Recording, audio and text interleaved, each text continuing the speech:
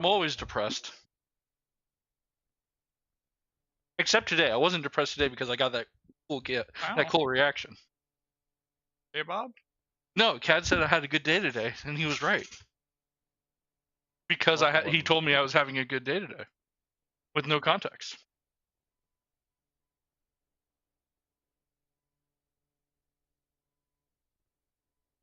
A little bit of A, a little bit of B. Plebeian. Gaslight.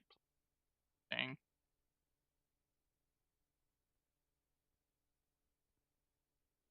Correct.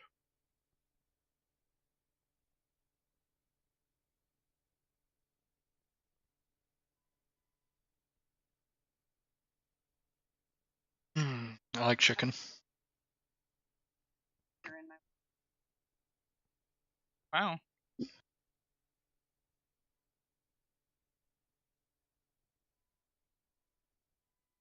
Understandable.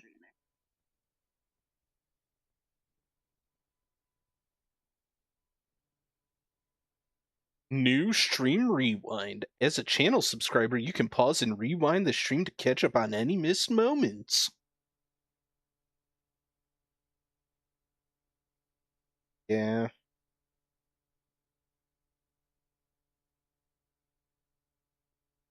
Yeah.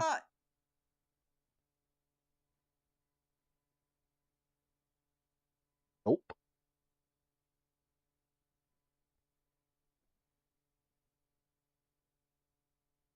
The VOD. Can't do the VOD. But this is live. That is new. Snoo? It's new to me because Twitch just gave me a little pop-up for it. Sayonara. Have fun. We'll miss you.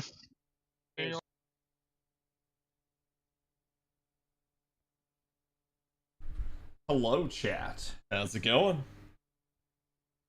We are continuing the stream of FGO content here by doing more Ordeal Call 2 today, as well as I have like 1 or 2 missions left on JP to get done. I don't know what that means, but we shall endeavor to start.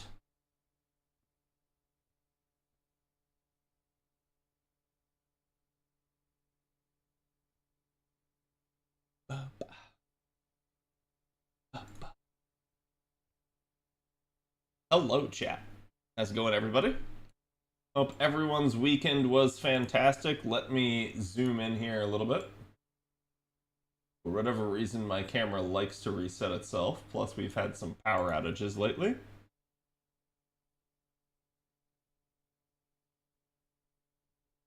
Also, I just feel like my saturation's bad. There we go. Okay. Hello, everyone.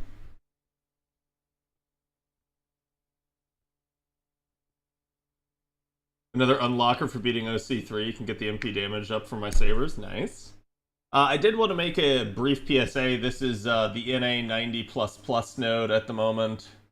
Oh. There we go. Soft room is exactly what you guys should be doing if you can.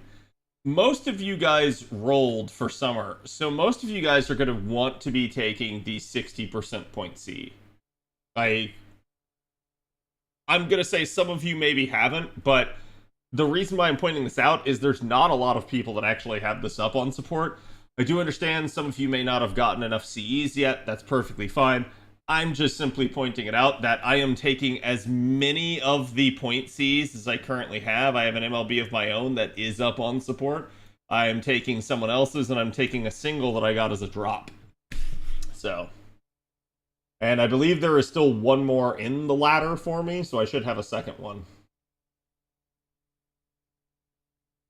Had a transformer near us, have an issue and almost start a fire near it. Oh god. Sorry to hear that. This weekend, we went to Kiki's grandmother's place. It was a fantastic trip. I had fun getting to meet her. She is a very lively and spry woman for her age, and it was a very just fun and relaxing trip. We ended up getting to go to the beach as well later on, and unfortunately, I am a little sunburnt. I don't know if chat can tell, but it is what it is. That's how I knew, like, when I looked at the camera, I was like, man, I look pasty and pale. Clearly, the exposure is not turned up. I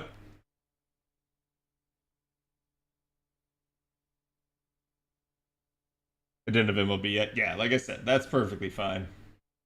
500k to go, nice. Forgot to update my support list after getting MLB. If you MLB'd like one that you already had up on support, you'll be okay. If you didn't, it's okay for that as well. Hello, Yugi. For those of you guys that didn't see, we were struggling today, but I think we did get a new YouTube short out as well. I know the editor has been having a lot of issues with copyrighted soundtracks and things like that. That's just, it feels like every year that's just getting worse on YouTube, and it's really unfortunate. If chat knows any good DMCA free sites for that, feel free to drop them in the chat, as Editor Kun may find it.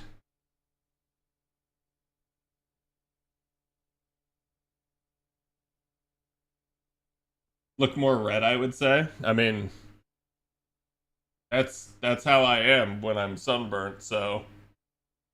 Actually, it's really funny because I'm burnt the worst on my neck and, like, my forearm here. But if anything, I actually feel it the worst right now on my back. My back is itching like crazy, and it kind of just has been. Today we had the air conditioning guy come out, and he didn't come out until late, and he took forever, and then... so I, like, this whole time I had not gone into work this morning, and then we needed lunch, so we drove on down to a nearby Publix, grabbed lunch from there, but that took forever because we had to wait in line to get the sub made, and then literally, I guess for whatever reason, the lady took forever to make my sub. It is what it is. Like, I'm not blaming her. I just was, like, astounded at the fact that, like, the sub that I got was, like, one of the subs that they had on sale, and I was like, why is it that they don't have, like, the materials and stuff just readily available? Why does she have to keep going to the back to get stuff? This is kind of crazy. I tried watching it, but it said video unavailable. Yeah, we were having issues because, so most of the time, if your content gets copy claimed, it will be restricted in certain, like, areas. This one just outright was blocking the video's availability, which was kind of, like, wild. But it is what it is. Is that one guy that's pretty widely used on YouTube? I don't know. There's been a couple that I've used over the years. I've had issues with almost every single one of them. Either because, and so a part of this, just so you guys understand, the way this stuff works is you put a video out, YouTube scans your video. Like, they will do it themselves. They have their own algorithm that looks through it and everything like that. And they will look to see, like, is there something that maybe has a, how should I put it? Like, that maybe has, like, a copy claim out there already for it. So, like, let's say, for instance, you wanted to put the BG Staying Alive. Obviously, like, Universal Media or whoever the heck owns it is going to try to claim that. So they look through their database. If it matches anything in their database, they get a hit, and they say, okay, here's what the thing says to do if you get a hit. Like, is it restricted? Is it blocked? Whatever, right? What happens, though, is a lot of DMCA-free stuff, you wouldn't think you'd get that, because people are like, oh, use my music, it's DMCA-free. However, there was a scam for a while of people uploading DMCA-free music as their own music, and trying to submit a claim for it, saying, we own this music. And so what happened was they would then use that video to then claim everyone else's videos that were using that music. Obviously, that's not cool. So one of the ways that people have put a stop to it is basically they have gone out there and said, like, okay, our music is DMCA free, but you have to put, like, accreditation in it. If you do not, we have a service that will claim it.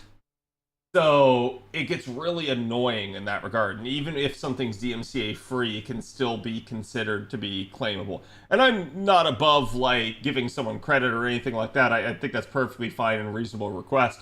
It's just really annoying because sometimes you have to figure out all the like stipulations on any given thing.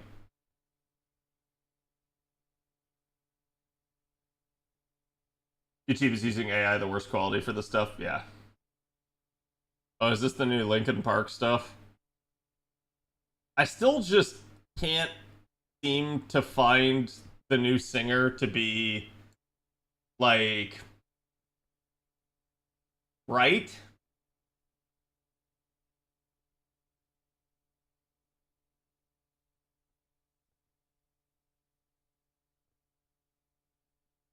They don't list what they want 9 out of 10 times, yeah.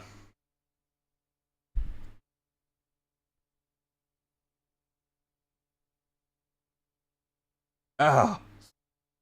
Ow. Oh, my back. Okay.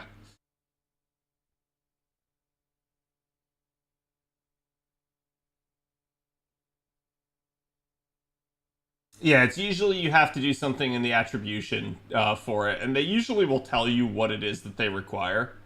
It's just like, there's always some hoop or hurdle to jump through, and if you don't do it right, you get claimed, and it's really annoying. I like some songs, but it's a departure from Chester. I think if I remember correctly, I heard that they said that they picked her because she could hit all the same notes that Chester could hit. And I think that's like a fair thing.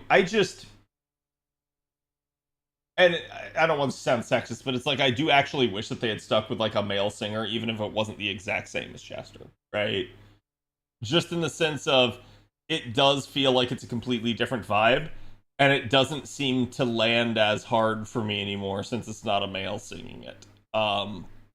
That being said, it's not like I'm against female singers. Some of my favorites are female singers. So it's just really weird to me, and I kind of like, I don't quite understand the choice, so it just is what it is. Can she hit all the notes? I don't know. I just remember them saying that. Whether or not she actually can, I guess, remains to be seen. I hear this and my brain just doesn't go, ah, yes, Linkin Park. Yeah, like the beat sounds like them still, but that's because it's still what is it, Dave Shinoda doing it, but or Mike Shinoda, I think his name is. But yeah, it's like the unfortunate part is the vocals do sound wholly different. Same notes doesn't mean it's going to hit the same. Correct.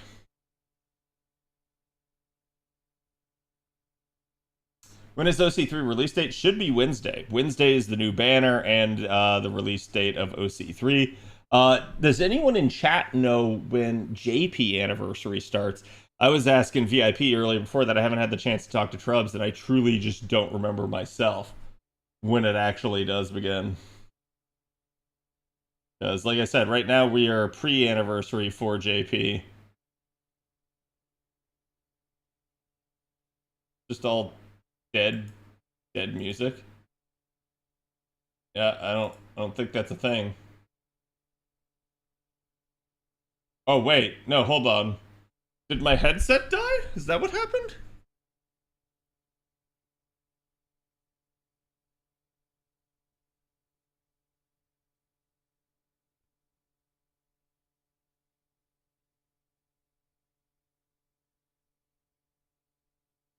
Five days is the JP stream? Okay.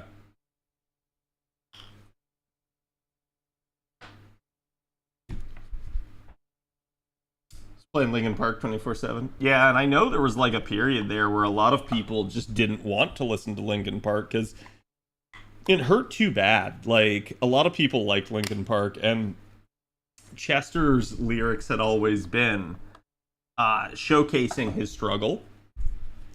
So that was definitely a problem. And I think people just needed some time to kind of move on. I myself, like, I'm not going to say I needed time to move on, but I didn't really listen to Linkin Park for a while after that. Okay, now I can hear it again. Yeah, it was really weird. Like, I didn't hear the beep in my headset that I normally hear when it actually dies. Okay, so chat. Oh, look, I only have one more that I need to do. Is this just do my like Chaldea Gate dailies again? Because I have no idea what these have been doing, and I've just kind of been completing them automatically. Evil enemies? Okay. Yeah, I'll be honest. Most of the time I've just come in here and just done the training grounds. Like the 10 AP training grounds, and that has completed them. Okay, there we go. It's a special target, so I'll just do 2 more. That answers my question. Thank you, chat.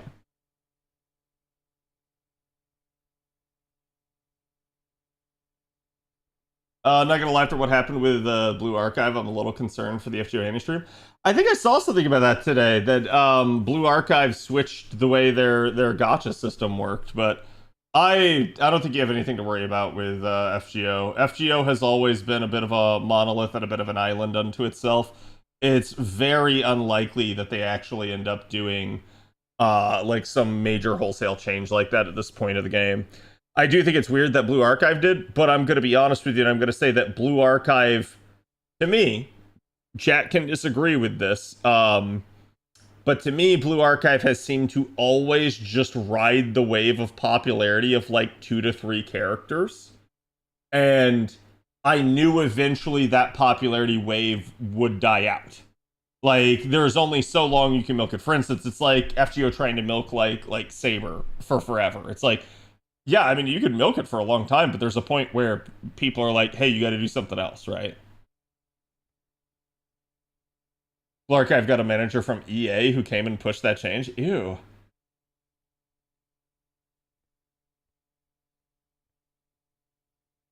Switch from pity to 50-50, too bad. Well, and I want to point this out to you guys, okay? Does this not prove everything that I've been saying to you guys for years? I've been telling you guys for years that Genshin's 50-50 system looks really good on paper to people, but that it actually has some kind of subversive effects in how it makes people behave. And what it does is it makes more people into payers rather than free-to-players. And so it's like, I'm not going to sit there and say that it's unfair or anything like that, but I think when you have a higher pity in a game, it at least makes people go like, okay, I can't hit that without spending money, so I'm just not going to. I'm just going to be slow and I'm just going to be free to play. But when you lower the pity amount and you do things like a 50-50, you kind of trick them into thinking like, oh, I can hit that. Like, if I can just get a chance at the 50-50, I'll have it for sure. And of course, 50% of the time they do, 50% of the time they don't. And so therein lies the issue, is it tricks more and more people into actually, like, paying for it. But it is what it is. I think this is the sort of thing that's kind of known now. I do feel bad for all the long-standing Blue Archive players, though. I don't think it's a bad game or anything like that. And I think that at this point, it's probably something that Blue Archive was trying to do just to raise money, regardless of how you guys feel about the like EA developer, right? Like, and you guys would have to tell me. And yeah, so do we have anyone in chat that actually like actively plays Blue Archive? And can you guys tell me, like, does it feel like the game was still like keeping steam and that it was like super popular, or do you feel like it was losing steam? Because to me, I certainly haven't seen anything about Blue Archive in a hot second. And I felt like, you know, a lot of the newer gotchas have like taken, you know, precedence. Like there was Nikkei for a while. We saw Wuthering Waves pop off. We've seen like Neverness to Everness and stuff like that. So I feel like things are beginning to push beyond that. And we're starting to see as, you know, I feel like there's always this like constant like treadmill of like gacha games. And with each new cycle, you push some of the old cycle out. And so it becomes a little bit of a problem.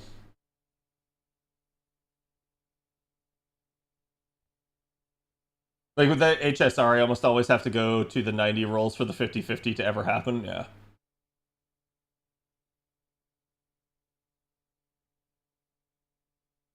Yeah, FGO is just old school gacha pure luck. Like, and that's the thing. It's like, because everyone knows that, there's not a lot of people that will sit there and just like shell out money for FGO because they know, like, you either have the money to actually hit pity or you don't, and you should not try, and you should just like save slowly.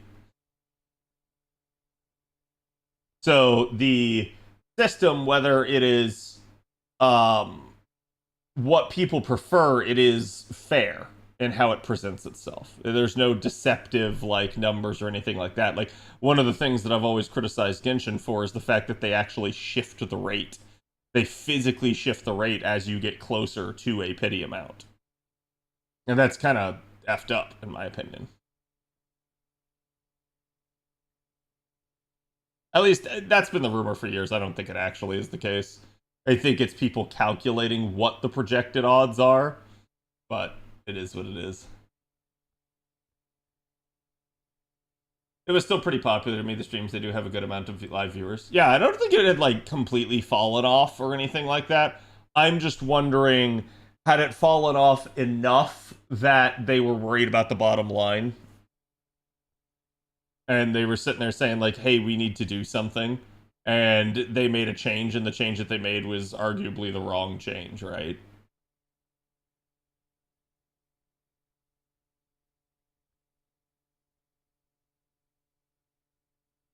Lane, yes.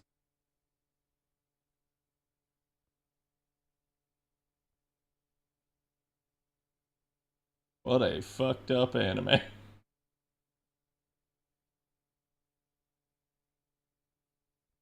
gotta do something with all my foes on JP at some point.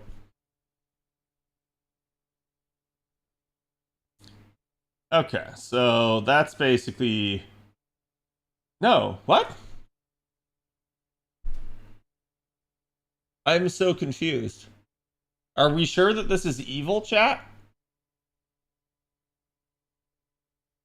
Because the thing that I saw was saying, like, hey, the training ground has the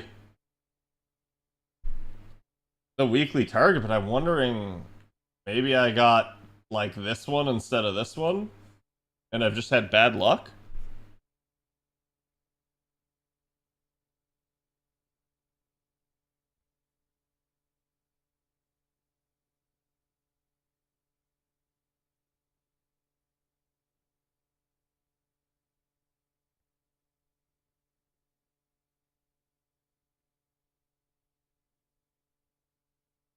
At least it looks like the 40 AP there would do it, but that's such a shit node. Like, you should never do this node, since this is the same price and is the higher level, so it gives better rewards. So, as interesting as that is, I think I'd rather risk it on the spawns of this. I just did Artery Altar and Fuki. That's actually a great point. Let's just go back and, back to the beginning.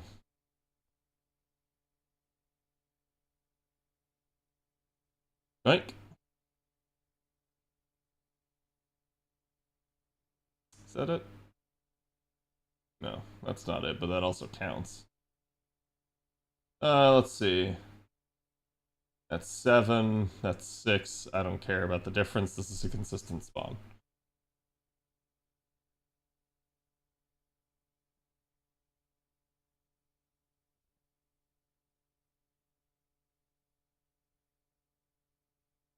You can select a character of the current banners if you hit pity. It was common to get 2 characters. Now the counter resets when you get the character. Are you talking about Blue Archive still?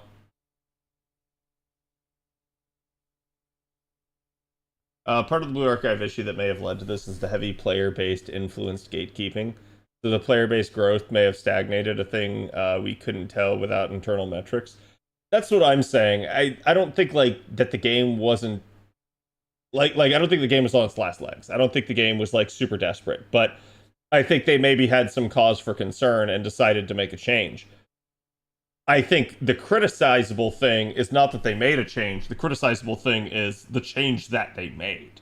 Like, the one that they went for. Clearly not the best of ideas, right? And this 100% benefits them. It 100% is going to make them more money. We've known this, and again, I will use this as proof of what I've been saying for years now, that it is definitely, like, the case here is that, yes, switching to the 50-50 system is more lucrative for the company, because every single pity, 50% of them get what they want, but 50% don't and have to do more. And that sucks. That's where the house is making their money. They know that half the time you're not going to, and you're going to have to go deeper than the average. And they're counting on that.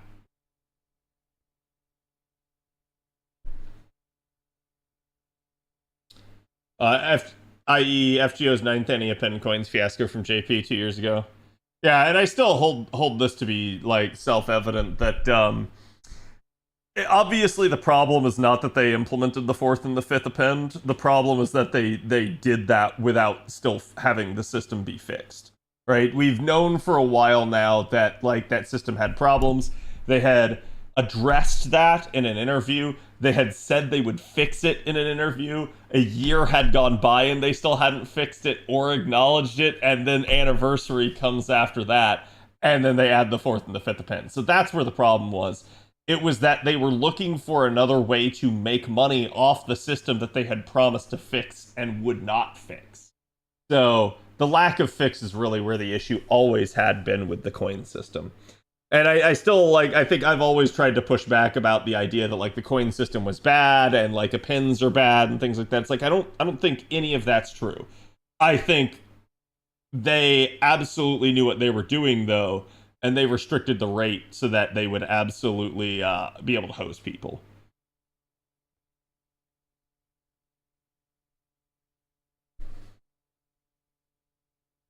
Is it wild hunting time? Maybe.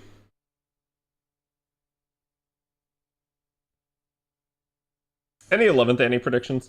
I think, and I've talked to Trumps about this, and apparently the current JP event is rather, well, sorry, the prior JP event actually ended, but it was rather, how should I put it, eye-opening for the future. So I do believe we're actually getting part 3. I saw some people on the because I clipped that segment that we had in the other YouTube, in the other stream, and made it a YouTube video. And I saw some people asking on that, like, well, Cad, if this isn't part 3, what is this that we're currently going through? What is this after time? And I'm like, it's after time. It's not a part 3. There is no wording for it. It's another in-between chapter, truly. I do believe they're actually headed to a part 3, though. Now I actually believe that, whereas before I did not. Before they hadn't really done enough to show that that was something that they wanted to do. So I think what you're seeing here is that, like, Nasu's probably had his time now to go do other stuff. They had talked about this, that Nasu needed time to work on other projects. Takeuchi needed time to like revamp his art studio and bring it into the modern era with, like, newer technologies and things like that. So I truly believe, like, they actually did need that time. And I think now they've had it. And I think now they've, like, come back and said, like, okay, like, what is it that we want to do for the future of this game? And I think they now actually know, and they actually have a plan. It's not that the Aftertime story wasn't planned. I think it was. It's that they weren't sure what they wanted to do with it until then. So it's like, was the Aftertime story just meant to be an epilogue to part 2, or was it meant to be a bridge? And I think now the answer is it was meant to be a bridge.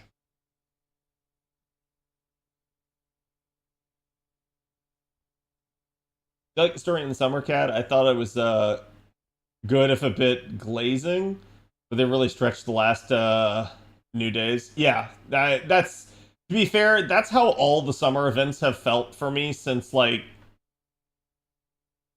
I want to say, like, Summer 5, really.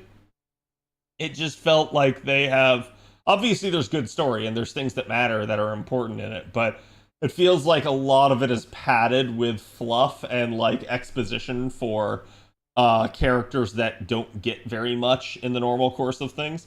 And I don't think that's a problem, but I sit there and I feel like so many of that, you could almost go through the cutscene, just hold your finger down and skip, probably until the point where like you see an important character show up, and then you're like, aha, time to start reading again. And that sounds awful, but it feels like that's what you could do if you wanted to just like carve out a lot of that fluff, because inevitably there's just a ton every single summer, and some of it's funny, and that's why it's worth reading. But I can understand if people are like, oh my god, this is taking forever. So like Epic of Remnant for part 1, yes, I do believe that that's what we're dealing with. So we had part 1 into Epic of Remnant, into P2, into Ordeal Call. And I think a lot of people assumed Ordeal Call was Epic of Remnant. But Ordeal Call is truly the extension of P2. And how do we know this? Nasu talked about it. Nasu literally said they had some idea for how to continue part 2 if people wanted more. And he did admit in a later interview that they did in fact decide that people wanted more, and so they did that extension. That extension is Ordeal Call. You guys got to remember, the Lost Belts 1 through 7 deal with the story at hand and everything that we need to do. The Ordeal Call, though, is basically dealing with, hey, we never addressed the extra classes. So that's what Ordeal Call is. It's the extra classes and what they mean. So if you want to consider LB 1 through 7 the base classes, Ordeal Call is dealing with, why are we allowed to use these things that aren't normally allowed in a Grail War? And that is us coming to grips with it in each Ordeal Call. That's why Ordeal Call 1 deals with alter egos. Ordeal Call 2 deals with Avengers. And you're going to keep going on, and you're going to see. Obviously, I don't think it's a spoiler to say to anyone that's read Summer, but Ordeal Call 3 deals with moon cancer. Shocking, I know.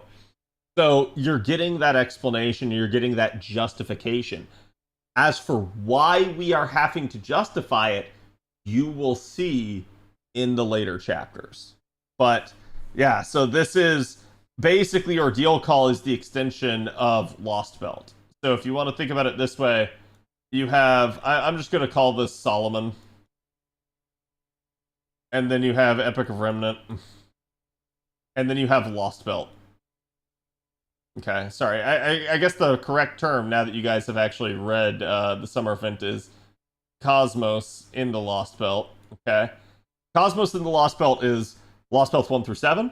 It is all the 0.5 chapters. It is all the Ordeal Calls. All of that is considered part 2. Okay? All of that is part 2. This is why part 2 takes like 7 years of actual development time. They dragged it out. They extended it as much as they could. They padded it as much as they could. Now we are in Aftertime. And Aftertime is truly our actual like Epic of Remnant analog. Okay? So, if you guys remember Epic of Remnant, do you guys remember what, like, Epic of Remnant did? For those of you guys that have already done it, I'm not saying, like, we need actual spoilers here, but, for those of you guys that did it while it was, like, current, and now, like, looking back at it, how do you feel like Epic of Remnant worked? Because, to me, Epic of Remnant was a very obvious bridge. Yeah, like, if you remember, the premise was, hey, we still have, like, a couple of demon pillars that are, like, out there somewhere, and they need to be dealt with. It's the refuse. It's what's left over after Temple of Time. Okay? That's what Epic of Remnant was set up to be. So you're thinking, oh, okay, this is an epilogue for Temple of Time in Part 1. And yet, the more you read through Epic of Remnant, and the more you know about Lost Belt in Part 2, the more you realize that Epic of Remnant predicted Part 2. So this is why I call it a bridge. It is meant to both look back and forward at the same time. That's what our Aftertime story is. That's what we're actually seeing. It is a look back at what has happened and cleaning that up, while also predicting what will come.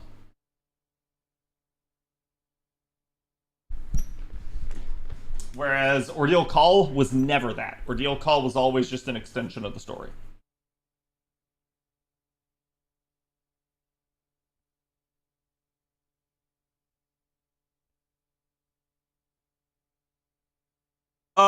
The Alter Ego OC was meant to tell you how alter egos actually work. And I think that's kind of what you're seeing. Each Ordeal Call is explaining the premise of the class and why that class is a thing. And therefore, in understanding the class, you now have the right to use it.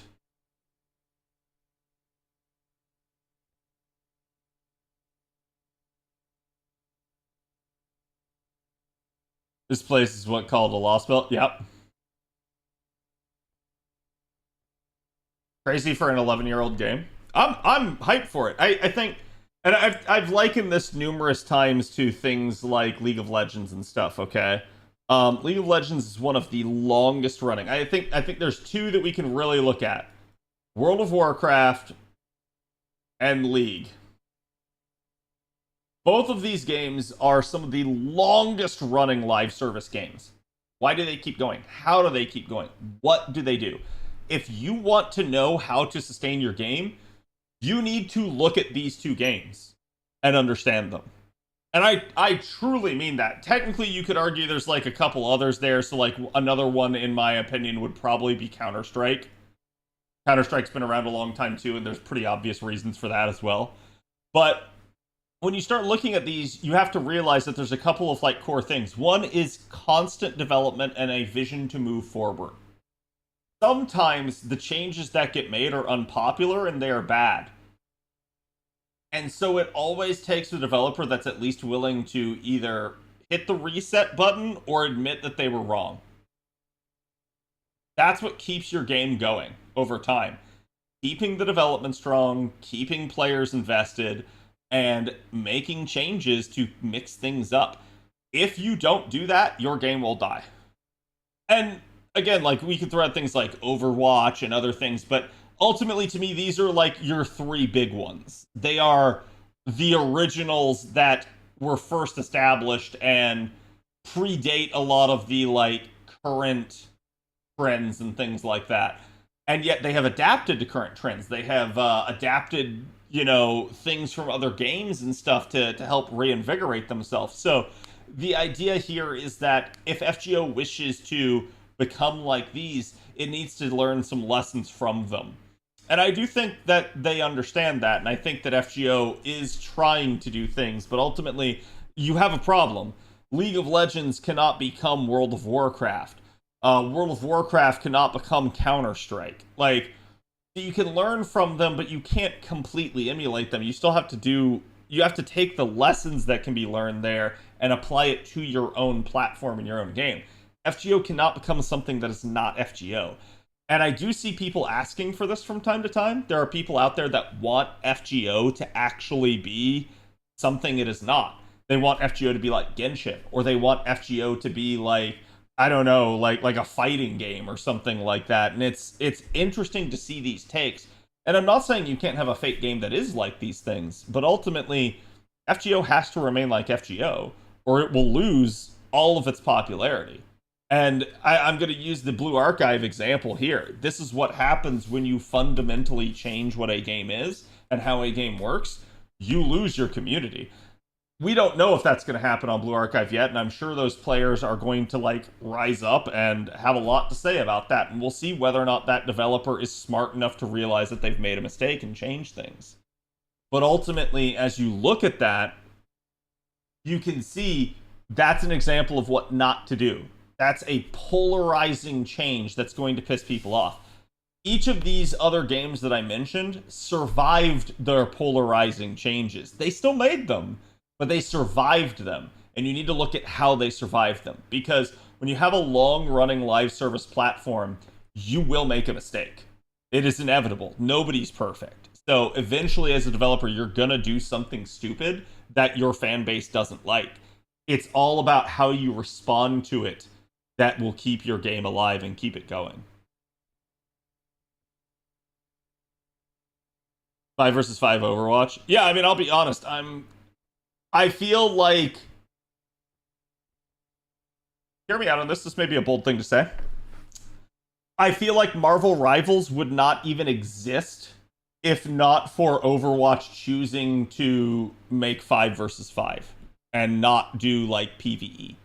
Those two decisions are what opened the door for a competitor. And it's stupid. I feel like they kind of ruined their game. And I know there's still people out there that like the 5v5. I personally feel like it's the stupidest change they've ever made, and they have dramatically hurt themselves. Yeah, Overwatch is still around. It's still doing good. It's just one of those things of they opened the door for there to be a competitor rather than them just being the de facto one. So they've kind of like, again, like I said, they left that door open. And I look at that and I say, like, that's an example of a bad decision because you heard what the player feedback was and you didn't listen to it. So therein lies the problem. And now, like, years later, they've started to listen again and they've started to try and do things, but a little bit, at least for people like me, it's too little too late. I'm never going to go back. I'm never going to touch Overwatch ever again. I just don't have any interest in it, and I already kind of see the way that those developers work and what they want. So I think, like, it's important as any live service game that you do not burn that goodwill with your community. And I'll give you guys an example here for FGO. FGO is not without sin. The coin situation. FGO pushed us right to the brink, and I do think that there are a lot of people that are now done with the game and will never come back. I think that started back in the early days with, like, the original gacha metrics and, like, the way that the system worked with it being 4 quartz per spin instead of 3, and us having, like, no pity, and then finally we get a pity in the pity size. So it's like, I think enough people have been screwed by the gacha system itself to not want to play the game. And they will never give it another chance. But for those people that did continue to truck on, the actual community that currently existed, the coin system was absolutely the bellwether moment for everybody. It literally is the point where you had to decide whether or not you trusted the devs for the future of this game or not.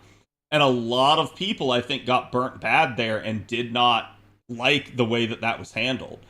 So it is what it is. I do at least like that the developers did own up to their mistake and did rectify it to a large degree. It's still, in my opinion, it's not completely fixed, but it's as fixed as we will ever get. The developers will not budge on that last little bit. So.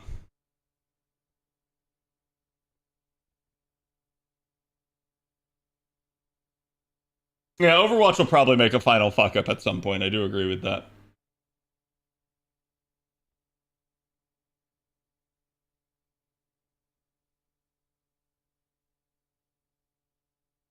But when 2 came out, we just stopped. Too many promises, but no delivery. Yeah, and I feel that, like, because it was also, there was a period of, like, and correct me if I'm wrong, it was like 2.5 years where there was just no actual development on Overwatch while they prepared for Overwatch 2.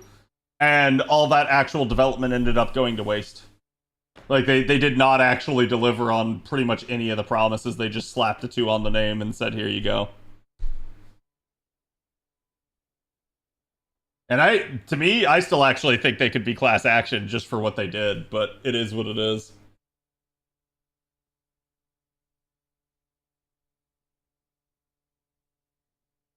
The coin thing was more about drawing a line in the sand instead of actually caring about NP.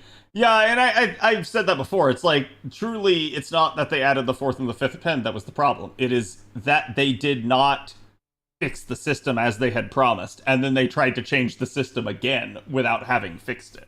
They could have made any change they wanted, and it would have resulted in a revolt. But I think that was pretty much the worst possible thing they could have done. They slapped a 2 sticker on it and then peeled it off, yeah.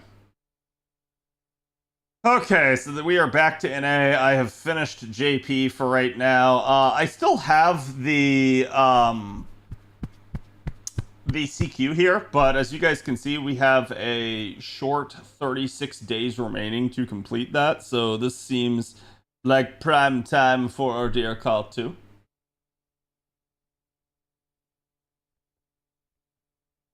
So we will continue where we left off. We are in section 8, I believe. Yep. So I'm going to go ahead and pause the music here as we get started. And our goal is going to be to try and get through as much as we can. I don't have to get this done before Ordeal Call 3. Obviously, just for continuity and, like, understanding what's going on, I would like to get this done soonish, so we'll see. But we're going to try to put in some good time tonight on this. And I will also turn the music on. CQ has Bunny, so you have to do it off stream. Oh, that's a good point. I probably should. Right. Ushiwaka just came to join the class.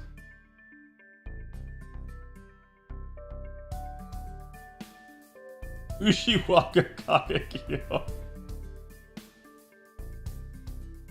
Yoshitsune.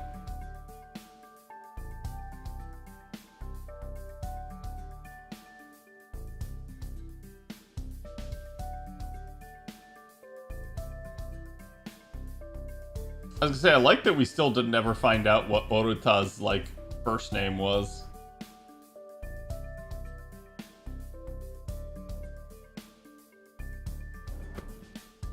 Bit a mouthful, yeah. But this made me love her. There's a lot of stuff like that. It feels like whenever a character is somewhat hated in FGO, they try to give them a bit of a redemption arc later on, unless it's truly a villain. Like...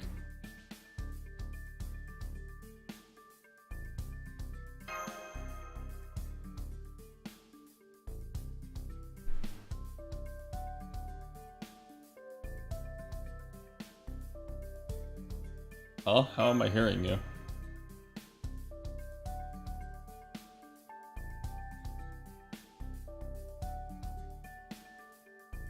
Imagine not having to pass notes in class because you can just, you know, like, telepathically communicate with people.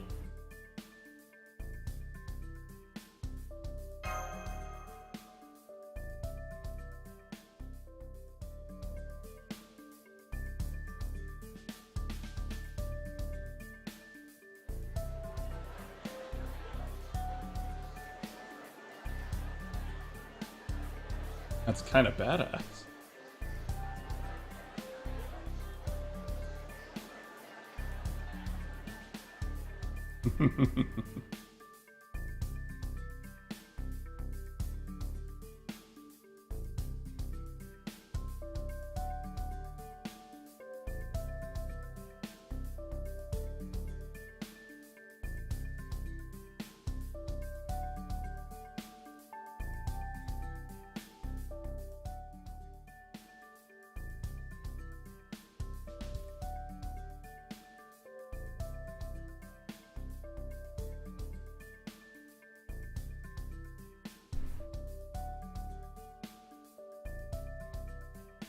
In a freaking isekai or something. This is an isekai. Uh-oh. Did I not bring my water in? Hold on, chat. Let me be right back.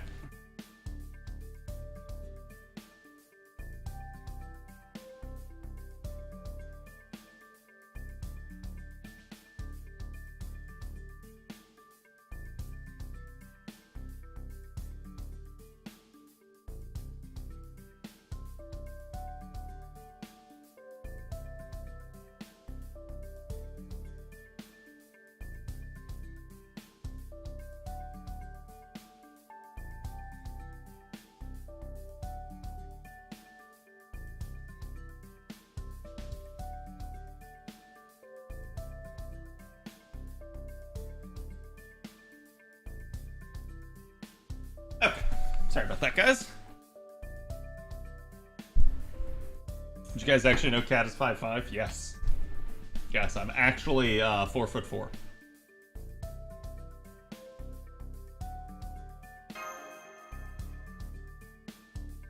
Who cares about that?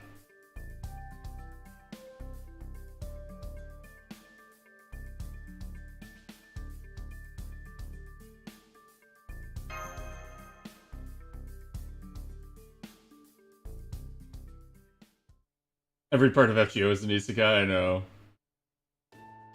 The irony.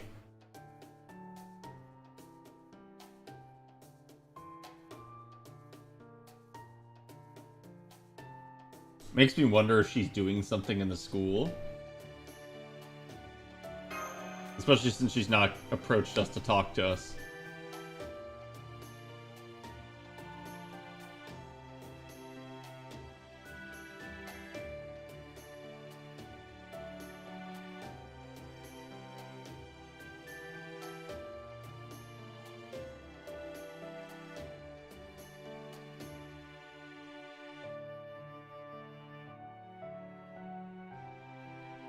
Bonito and broiled cod roe. Ooh.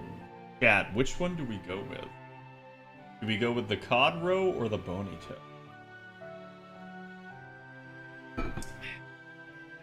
I'm feeling like something salty, so I think I want the bonito.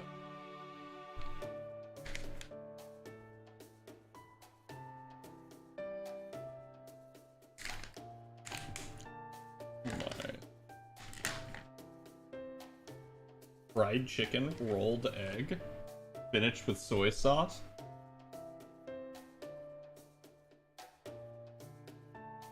Roe egg, or roe is fish eggs, isn't it? Yes.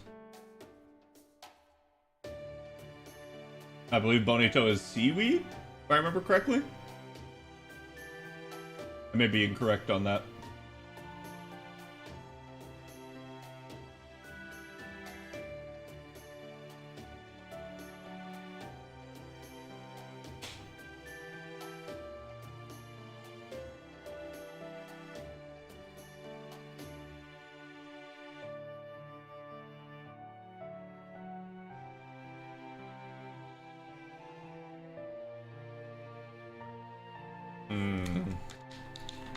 Evaluating what? Yeah. Sparks have been flying.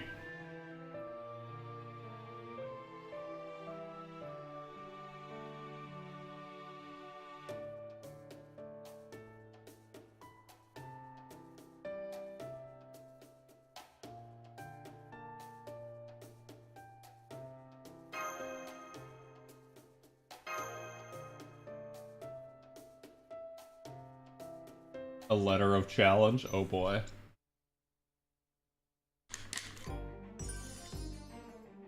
Twinkle Star Hassan? I mean, you're not wrong. Now we get to fight against Kagekiyo.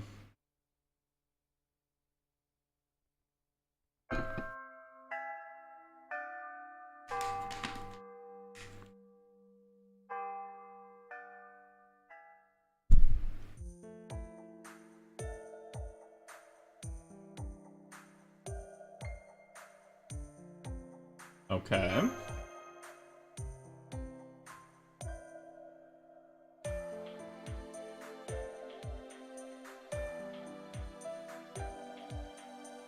He's a rogue heroic spirit. How are you so sure about that?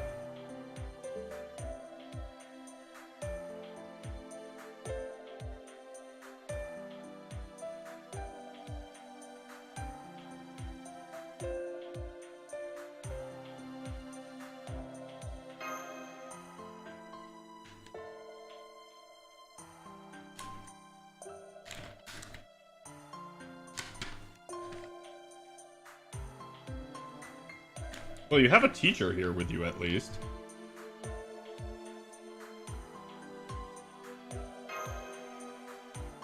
Also, of course, Galter would be a high school delinquent. Of course she would be.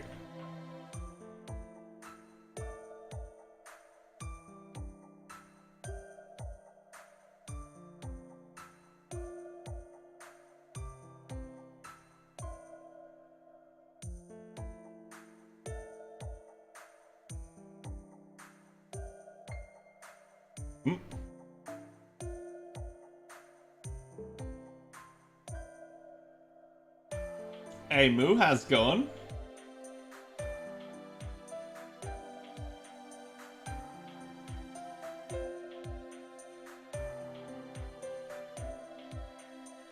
Hassan could be a male VTuber. Yeah, actually, he probably could.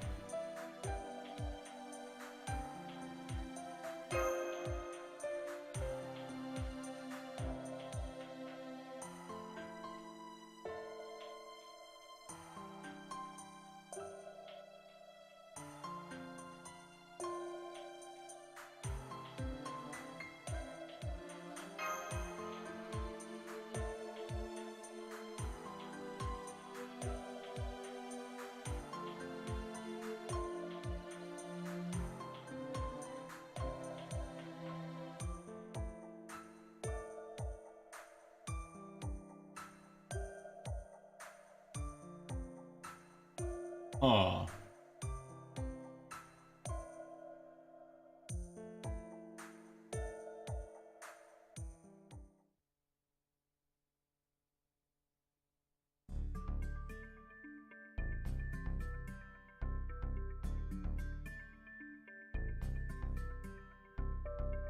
Okay, so you're just gonna show up again and say, yo?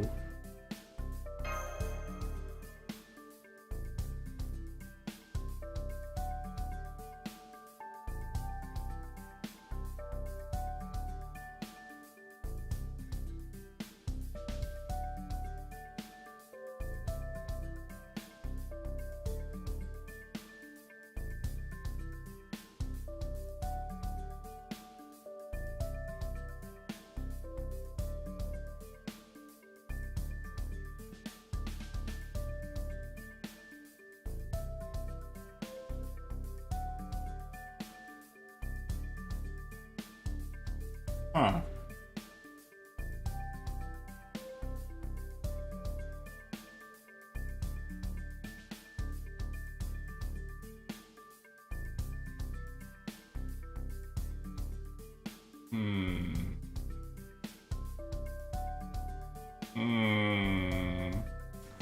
Do we call her out on the swimsuit, or do we call her out on the German obsession? I think we call her out in the swimsuit. There we go. There we go. That's what chat wanted.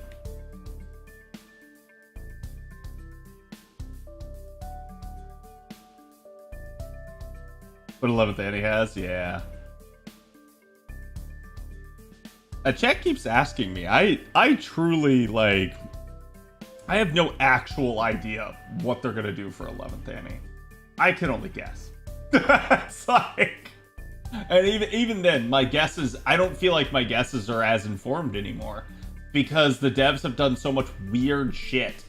Like, I feel like back in the day when we used to, like, do predictions and stuff, it used to be a lot easier to predict what the devs were going to do. Because they were sticking to, like, popular things and things that the community was requesting. Nowadays, it just feels like we have no idea. And they're just going to do what they want to do. And as long as it's something cool and exciting, we'll all clap and cheer like a bunch of seals. Like, But it's very interesting in that regard, because I feel like it's so difficult to actively predict anything anymore for FGO.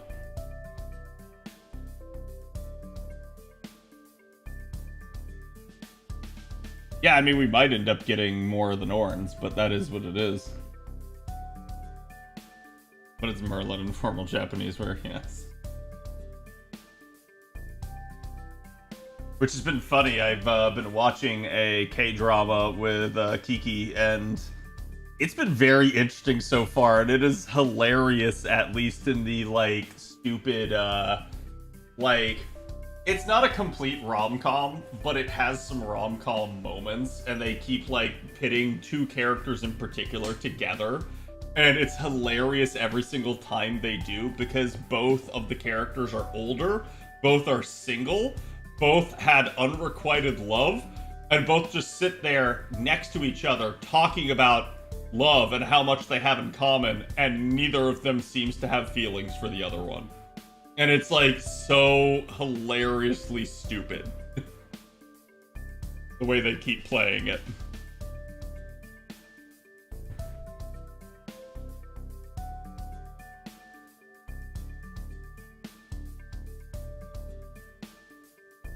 Will Fate have its Persona cover? I don't know. It wouldn't be surprising, actually, if they ever did anything external to Fate that, like... I know for a fact, what is it, like, the lead writer or whatever, director of Persona ended up, sending Nasu and Type Moon, like, a congratulations for the, I think it was the 20th anniversary of Fate Stay Night or something.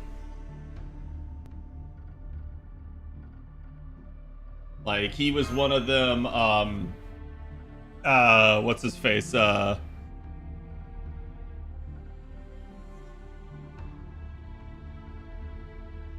director of FromSoft.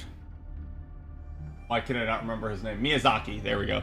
Miyazaki also sent them a letter. So, like, it's one of those deals where it's like I could easily see him collaborating at some point with some of these people if he wanted to. I think both parties need to have the time and the desire. It's like asking for end of service at this point. That is true. It is definitely the, like, cursed collaboration. Everybody collabs with Persona right before they get shut down.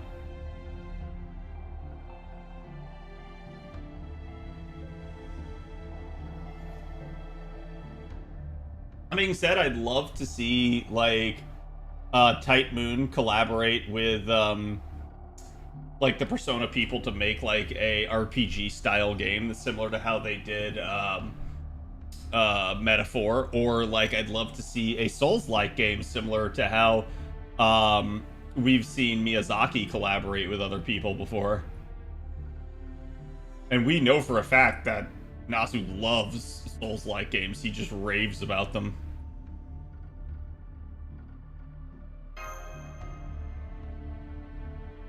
Heck, I would like to see... Chat, tell me that this wouldn't be amazing.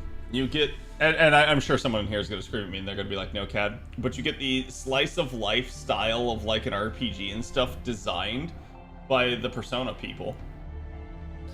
You get the, like, action combat segments designed by the FromSoft people.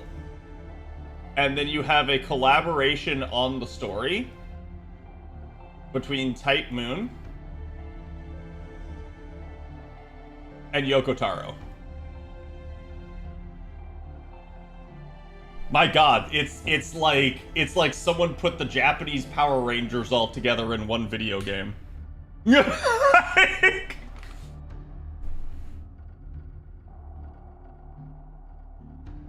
Nasu take time off writing to play Elden Ring? Yes. And I think he also commented on Night Rain as well, at how much he wanted to. Dude, Yoko Taro and Nasu writing together, we would get some sort of, like, new existential crisis.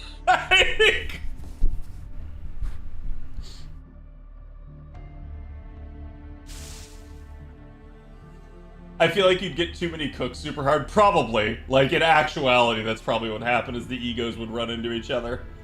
That being said, I do think at least in, like, Japan, that stuff is usually a little bit better because they have a tendency to respect each other more. But it can still happen. We definitely heard about that with, like, the whole Sakura Wars debacle and stuff.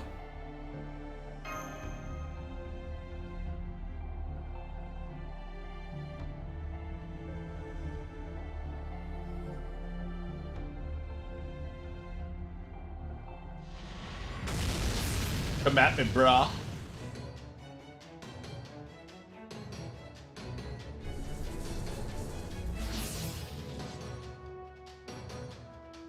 Well, we're gonna die.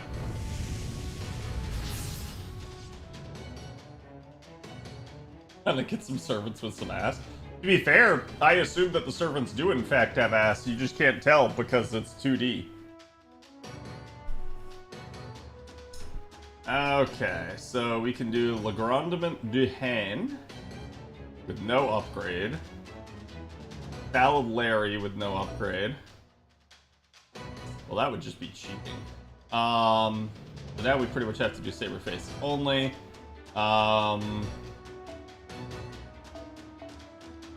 Wait, hold on, who is this? Is this Jarter?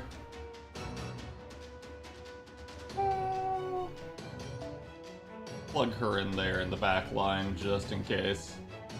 I don't think it's actually going to matter though. We're going to horrifically die. I finally maxed out my Misaki high school uniform, so I don't have to keep using it. It took me a long time. I don't know why, but I just didn't really get to, like, leveling it too much until finally we got to the 90++ in this event, and then I was like, oh, now I'm getting actually decent experience. And I finally finished it off.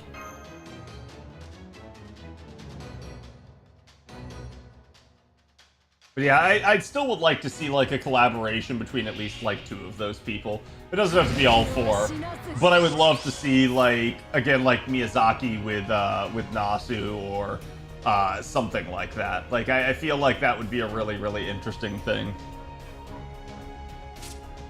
3 evasions left. Okay, that's a little bit terrifying.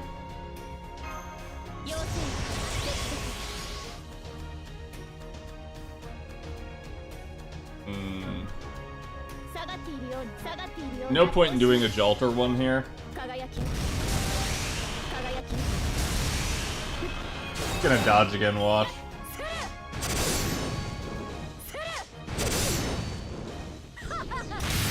Okay, at least save Jolter from a little bit of a problem there.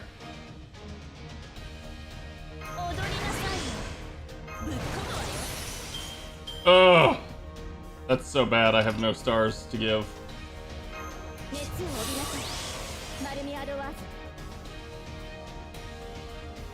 She's the more damage, so we're gonna give that to her.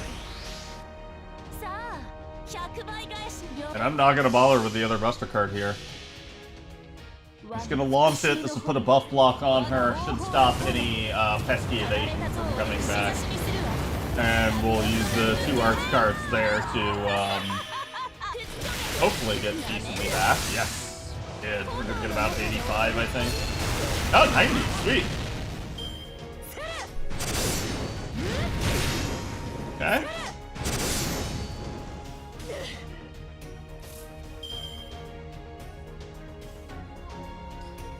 This is a pretty easy one to just grab that, pop the bar. Hopefully that ends the fight. If it doesn't, it's fine. I'm playing for both bars here. Hope for 11th Annie we get rewards for leveling Mystic Codes. It might encourage some different playstyles. And then you get someone like me that's been playing for a long time and just has every single thing imaginable.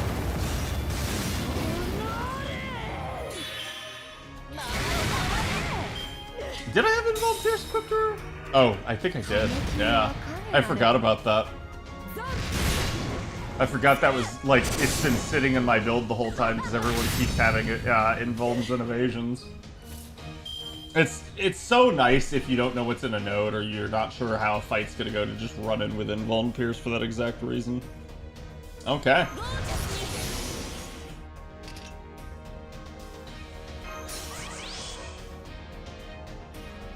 I am gonna go ahead and pop all of this.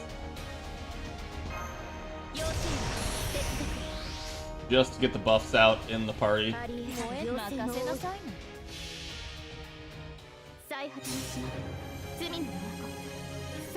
Having me ignore Invuln on my damage dealer at all times? Yeah.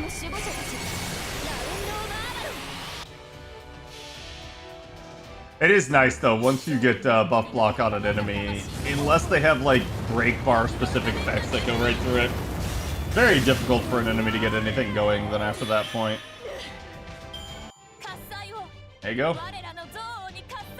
4 turns, not bad, because again, I'm going into these relatively blind. Obviously, if I'm reading the story, I kind of know what I'm up against, but I have no idea how difficult the fight is, and I just kind of wing it and play it how I think it's going to go.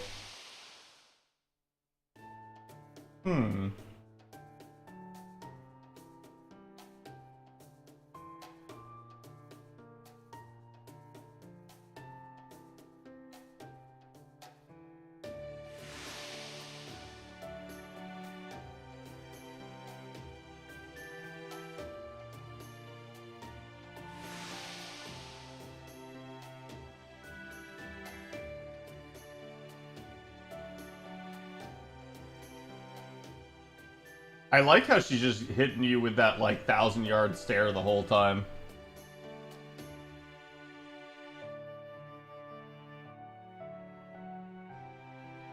Young woman from this land, and I then took possession of her. Okay. That appears to be the way that this is going. Everybody, like, has a doppelganger in effect, and they find somebody that syncs up with them and just inhabit them. Which is what we saw, basically, in Apocrypha. I'm wondering if that's just the way that rogues work in general. Like, unless a ley line itself summons them, they pretty much just have to, like, find somebody else to inhabit.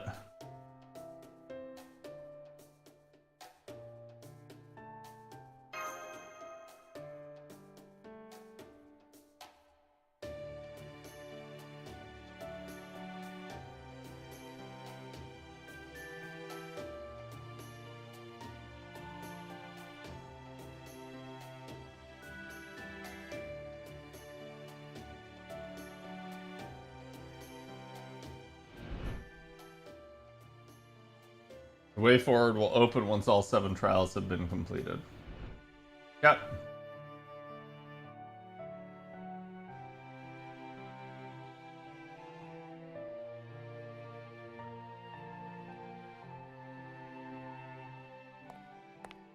Like I said, that's a reference to Antarctica, and it's like, I don't really think it is. I think it's a reference back to the prison tower.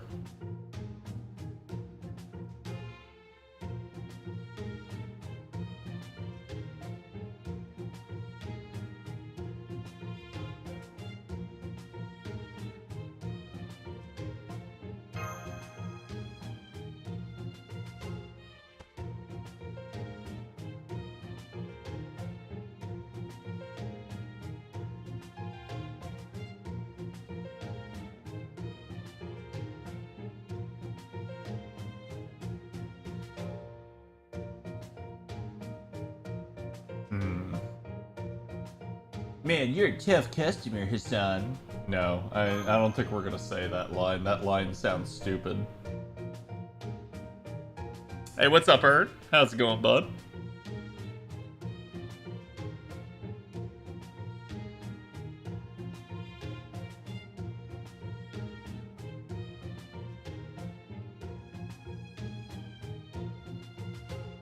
I am your sword.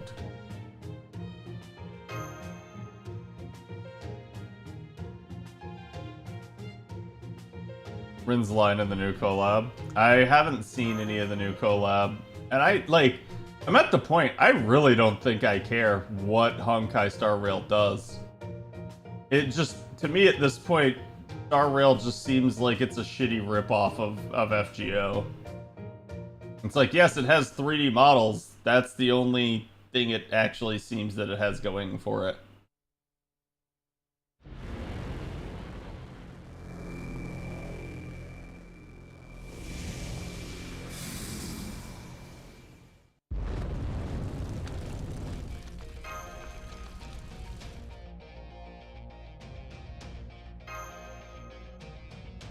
Hope we get the high school Spiritron dresses one day. Same.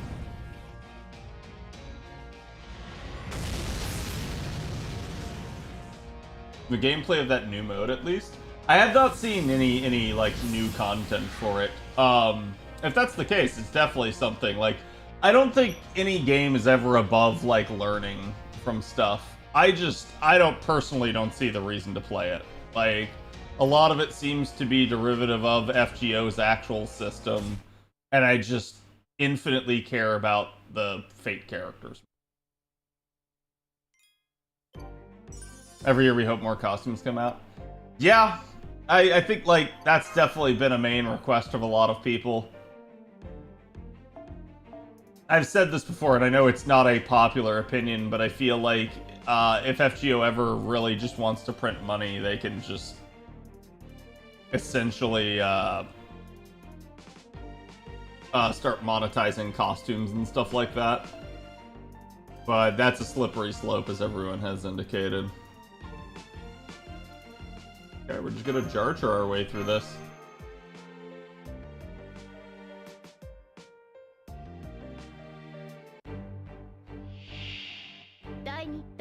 Giving us the costumes should be easy. It's never as easy as people think. Doing sprite work takes a lot.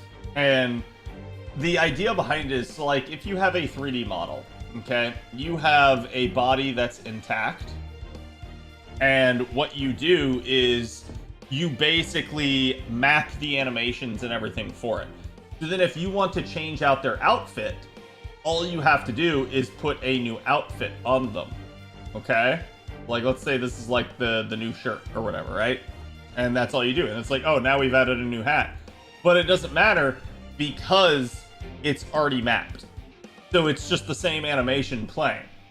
The difference with a sprite is sprites are usually like going to be hand animated and they require different things. So it's like this leg is one part of the sprite, this leg is one part of the sprite, this thigh is, and then so on and whatnot, where it's like this is the main body, this is this arm joint, this is this arm joint. So it's almost done in an actual way, and a custom skeleton has to be created for it and then put in.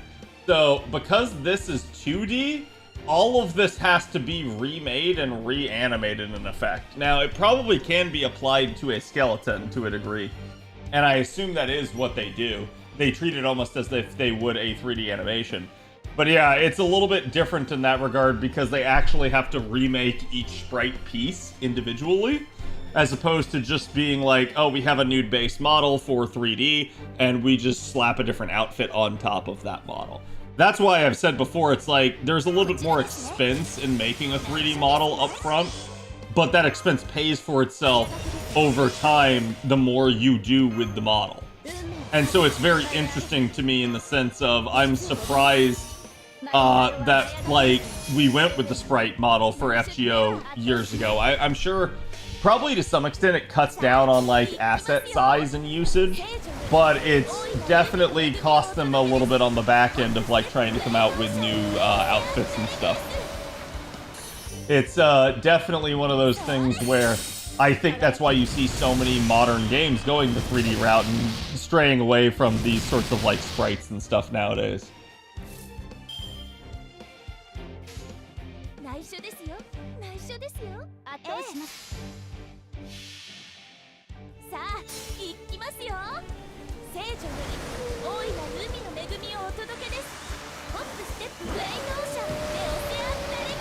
Talking about the animation just reminded me of Arjuna's Annie costume where he has the monkey to vanish the moment he does anything. Yeah, some of them actually do have additional stuff, and usually when they actually give us a costume, they have a tendency to do something a little bit extra like that. It's almost like if they have to go to the effort of doing it, they're going to make it worth it. And which is then funny because FGO makes all of its costumes free, which I find interesting. It's like, that's one of those weird conundrums where I've always wondered about that, and it's one of the weird instances where FGO is just really generous and it doesn't have to be. Like, if they were to charge money for some of those costumes, would people pay that money? Yeah. But they choose to offer it for free. And I think that's one of their ways of saying, like, hey, yeah, we know the gacha system could be better. Here, we're just going to give you this shit for free so that you don't have to worry about us, like, trying to monetize nickel and dime everything like some other games do. I think that's kind of another sign that FGO really truly is just story first. Like, they've always done it as a mechanism to tell a story within the Fate universe, and obviously it needs to make money to sustain itself, but I think there's a point where, like, Type Moon maybe doesn't care as much how much money it makes. And I'm sure, like, Aniplex and Sony do, but we're at a point where some of this stuff was decided long ago and it almost predates them. So I wonder if it's just kind of like they can't really get a word in edgewise because Type Moon won't budge on these issues. It's a low-cost game. It's probably more expensive than we think, especially if you start to consider, like I would be willing to bet the sheer amount of time spent on, like, coming up with, like, story and character development is where all the cost is, right? I think that's the big issue with FGO. But from there, I think it's like, yes, that definitely, like, pays dividends, and we get to reuse characters. So, like, once the character's design is in place, and you've decided who they want to be, and you use them in, like, the story or the event that they come out in, whenever you use them again, you're just getting more bang for your buck. So, it just makes things more efficient. Seal glasses off, change Neko Arc for Neko Seal. Oh, God.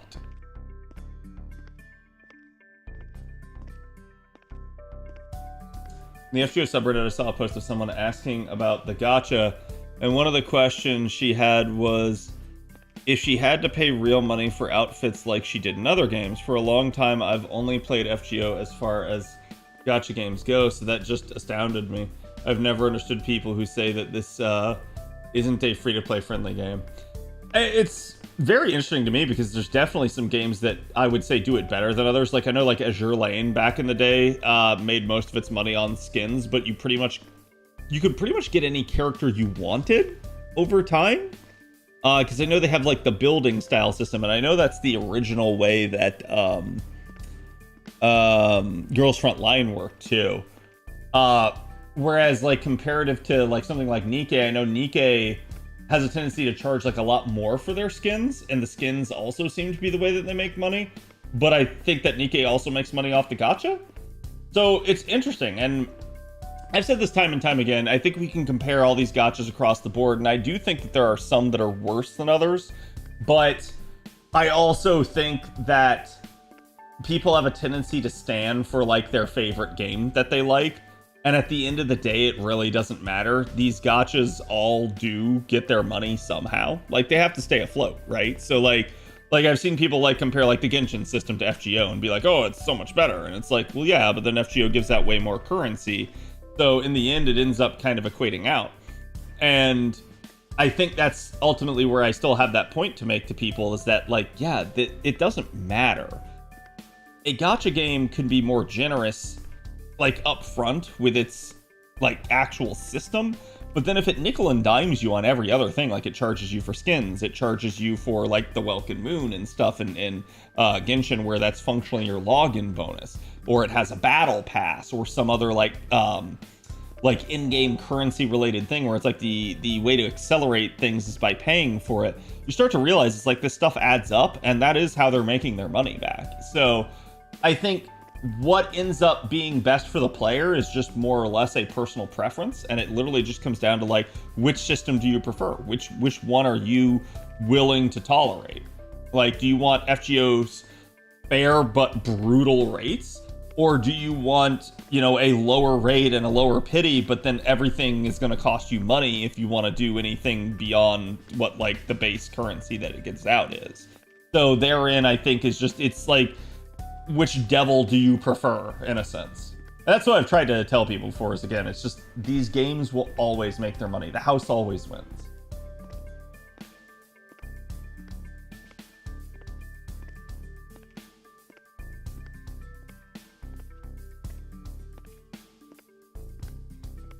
The different artists, VAs, and programmers who know that system is probably expensive, honestly. I'd be willing to bet that they have a lot of problem with animation in FGO, and we kind of know this from the skeleton crew that's been revealed of the animation department over the years.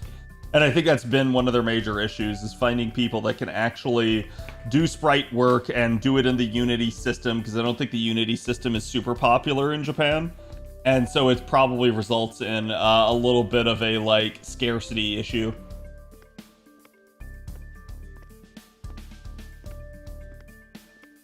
I wouldn't spend $60 just for a skin.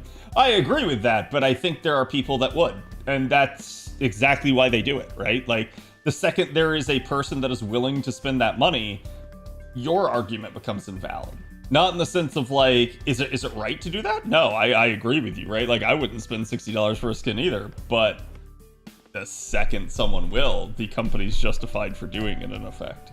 And this, in the end, becomes a... Players have to decide for themselves what they will tolerate, and they have to vote with their wallet. If you don't want something like that to happen, you need to raise a stink about it, and everybody needs to boycott it. That's the only way you'll get to any change.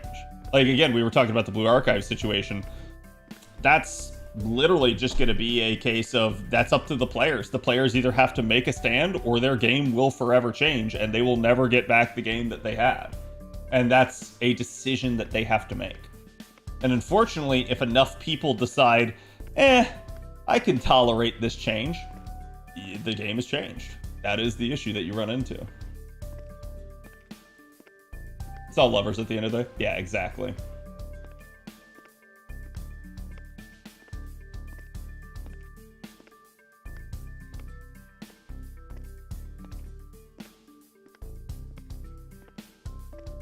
Sometimes getting the lower rarity ships is harder. That's kind of wild.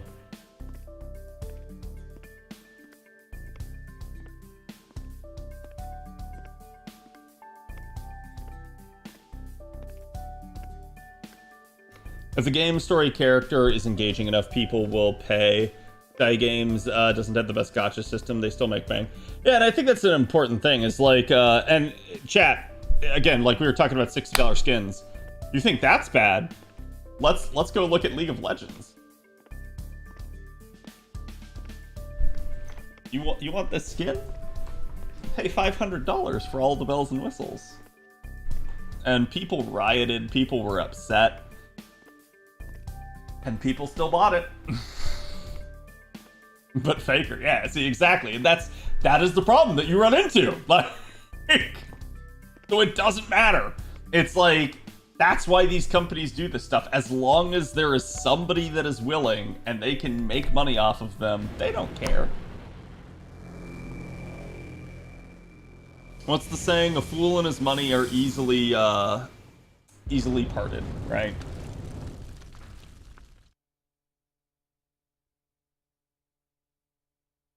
Am I just tired? Uh-oh.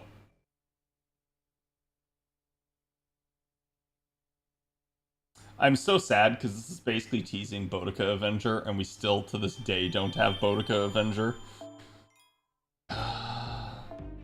Okay, Section 8 done.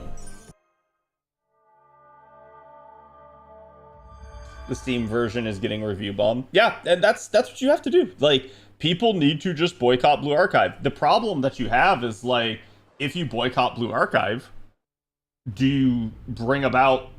Like you're going to bring about change, but is it the change that you want? Like, so ultimately, the decision is still the developers as to whether or not to listen to the player base. It's the player base's job to make sure their voice is heard. It's the developer's job to determine whether or not they want to listen to them. And it needs both sides to work together to have a good game. If the players don't voice their concerns, the developers just get what they want and you have a shit game. If the players voice their concerns, but the developers don't listen, again, you end up with a shit game. So it takes the players voicing their concerns and the developers listening to have a good product. That's what it's going to take. So all the players can do is do their half of the bargain. They have to uphold their end. And if they do, they can say that they at least went down swinging.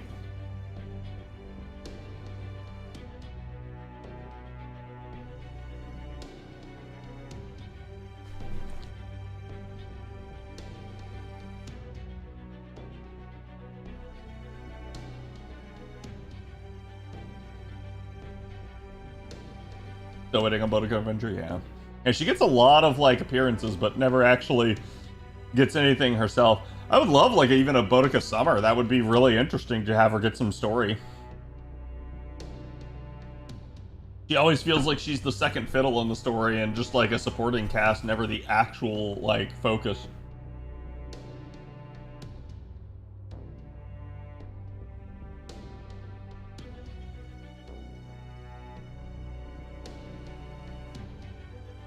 Indo Club Senpai.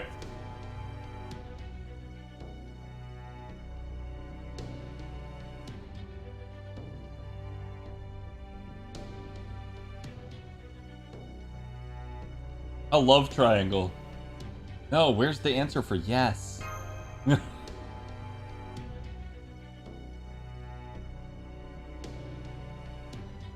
should always bring in an old servant to have a summer form every year. I kind of agree with that. I think nostalgia baiting, it's so funny because it feels like Fate could absolutely just ride off of nostalgia baiting, but it feels like they've stopped doing it nearly as much. And I say that right as we're staring at nostalgia bait, but like, literally, it's one of those deals of like, I'm always surprised that Fate doesn't do it more. And it is what it is.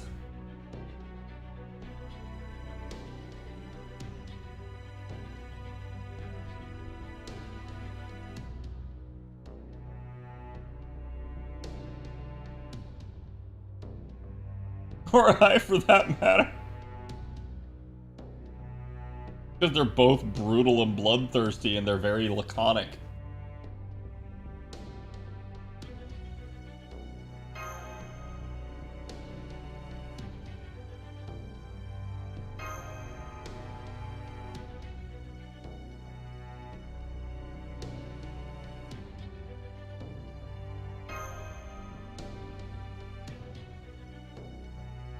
An Avenger plus Summer Boudica Servant like they did with Tonalico. I'd be okay with that. I would like an actual Avenger Boudica to get, like, more story, but I'd still be okay just getting it at this point.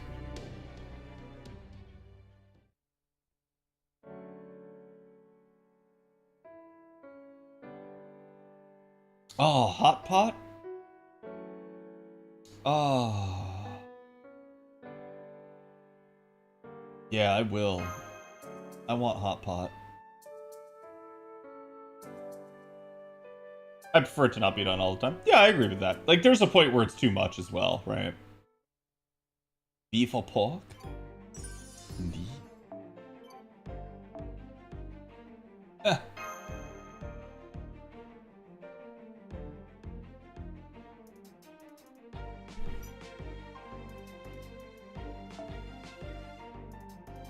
Okay, we're up against an Avenger. So I guess we're just gonna do that.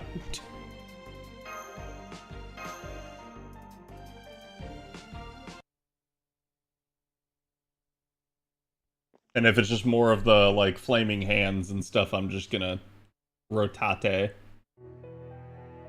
Uh-oh. Uh-oh.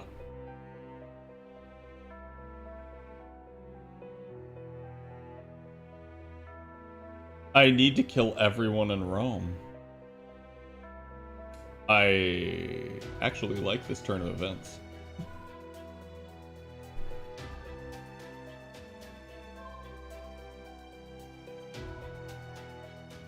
Yeah, the vengeance for Britannia, this needs to be, like, if they do, like, a summer joke Avenger Boudica, it needs to be like a Code Geass reference.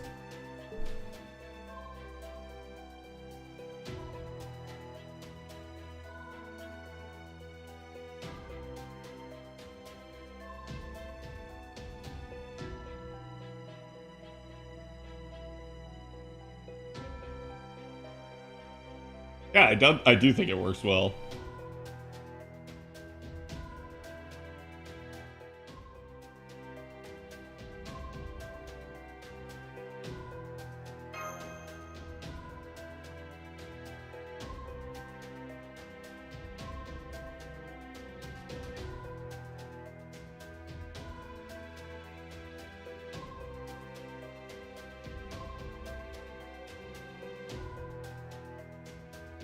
Heal.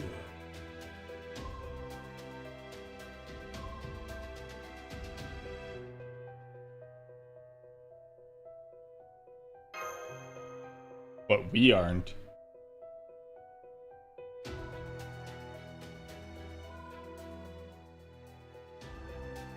But we can reason with her.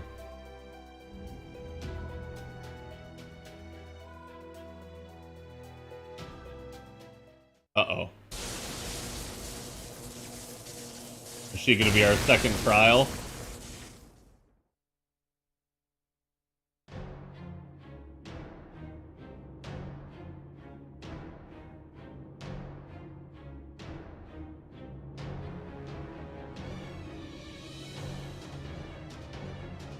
I feel like they should have at least given her a new design for this.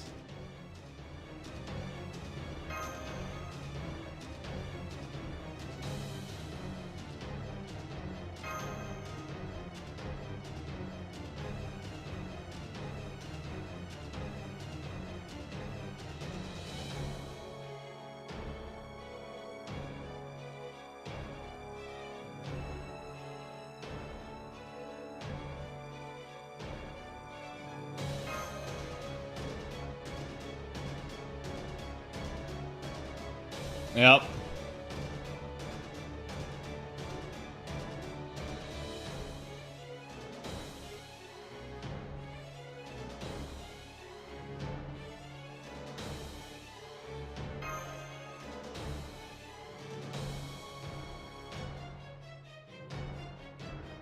Okay, the master is actually naive here, but sure.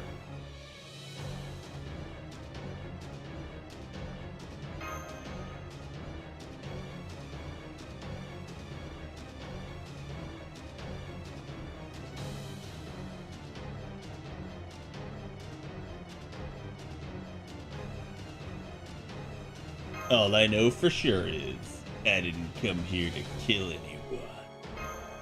That's so awful. I feel like I prefer the I'm here to kick ass and take names and I'm all out of ass to kick.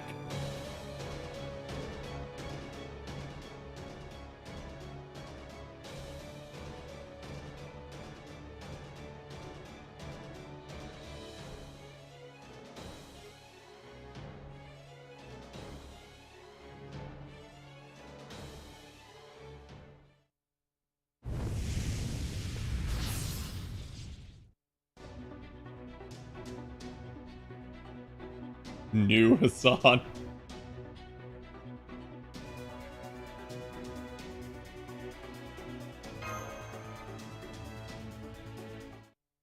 Ah, moment of clarity from Jolter.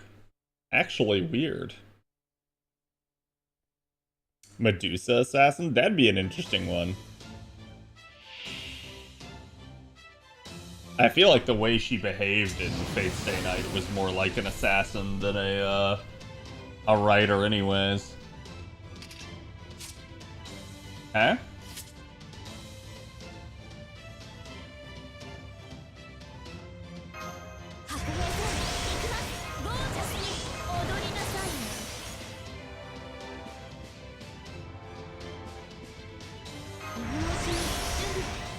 Oh, we are all Roman. That's a little bit terrifying.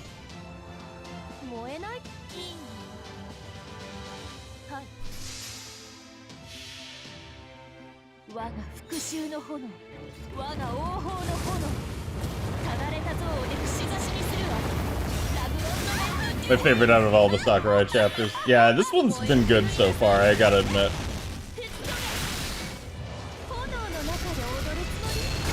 I always like when it's posed as a mystery.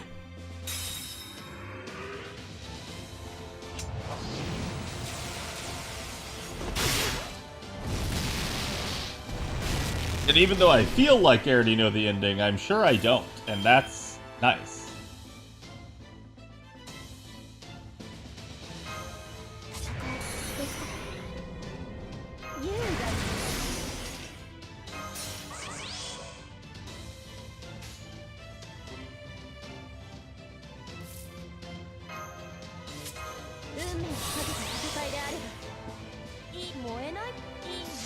Huh? Let's see if I can NP her to death.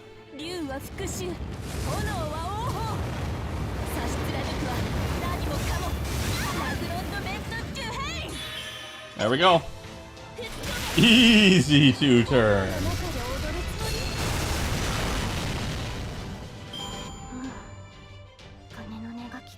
As a min turn with the Saberface only run, that's pretty darn solid. I don't get that very often with these runs. I basically had to have like perfect card luck there for that to happen.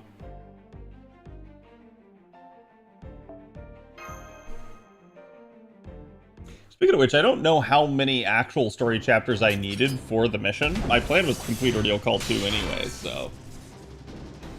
A min turn in this economy? Yes. Oh, bro, tell me about it, Steve.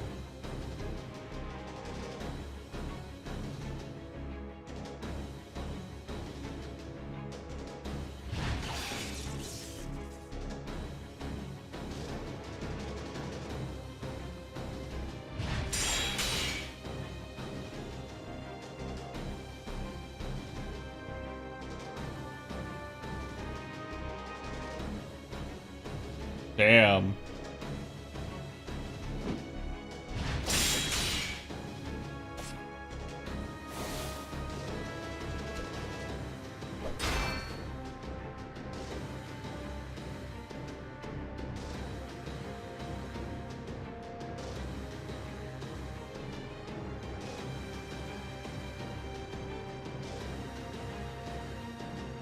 Oh, we're going for the stun.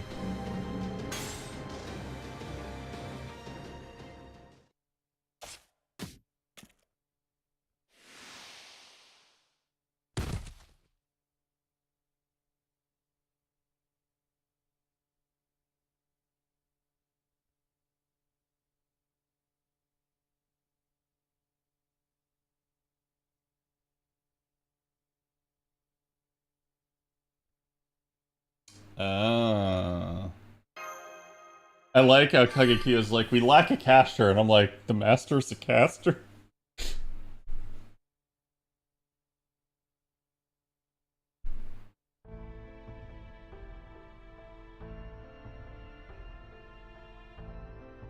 So I wonder if these are just curses, basically, in effect. It's making me wonder if it's Doman all over again.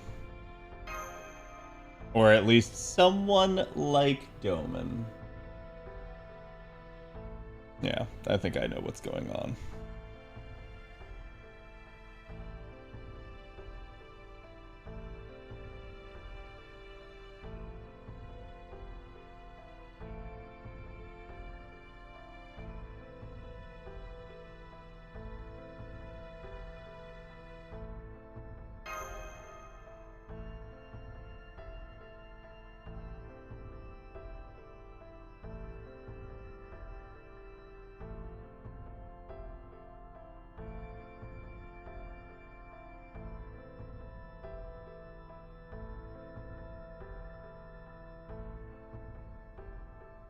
Expression that says, damn right we did.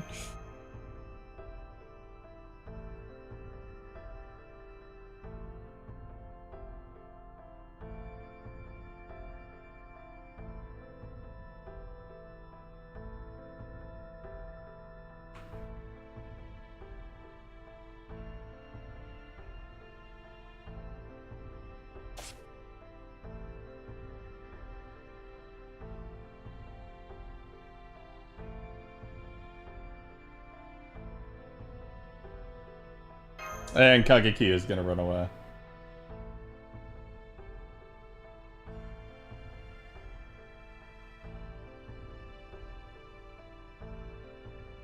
This does feel like this is the Jalter singularity that everyone just was craving all this time.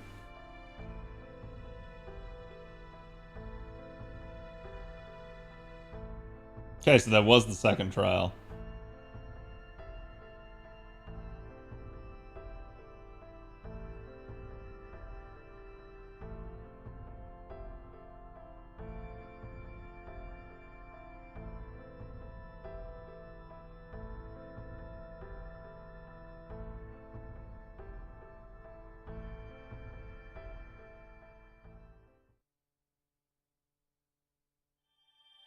Okay.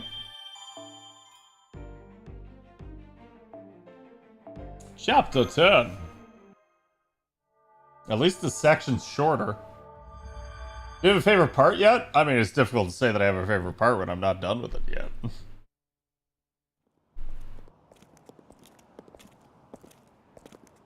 Right, Adonic?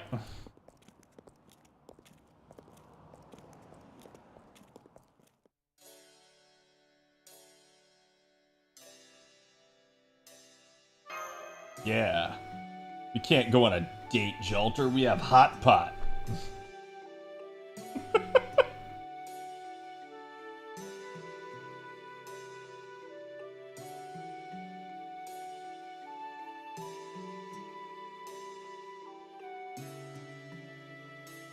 The one with the Avenger? Ooh, you're right, Jay. I think that one was my favorite, too.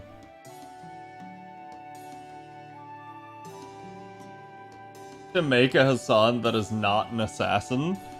I mean, to be fair, they kind of are assassins by trade, right? The word assassin is from Hashashin, which is literally what the Hassans are. People that lived in mountains and consumed hashish.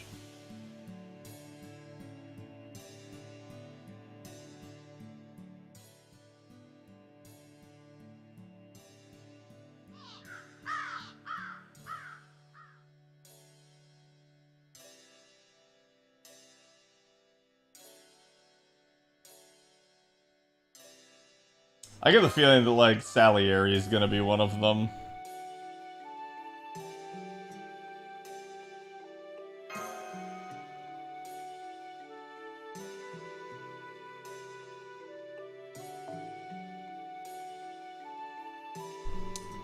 Hmm.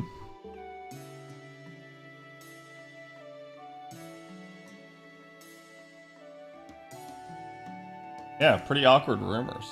Mm-hmm.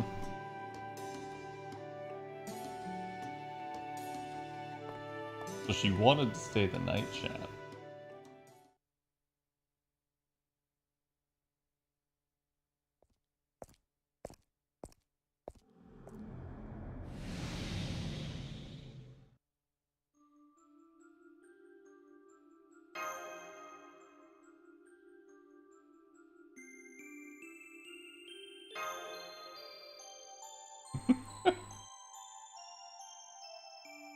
The black shadow that flickers like flames does nothing.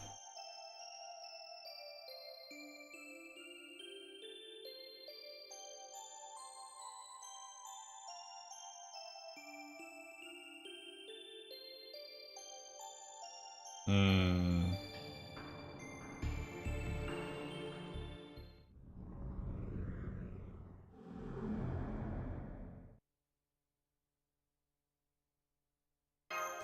It's interesting because that happened before the last or like the first trial, so I'm wondering if we're about to hit another trial.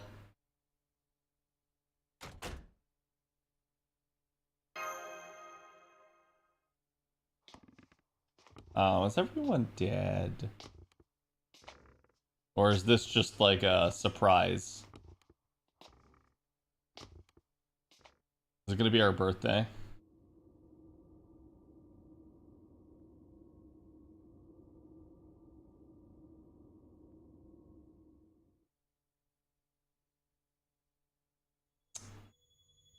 Oh.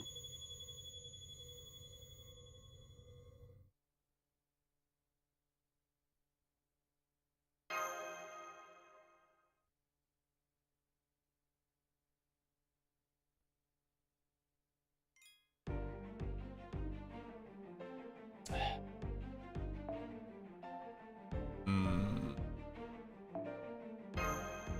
Happy birthday! Thanks, guys!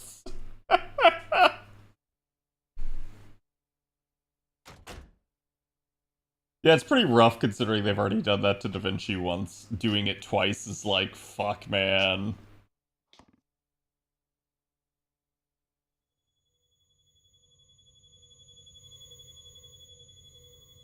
This is definitely one of the most disturbing scenes that FGO's ever done. Right up there with the original incident.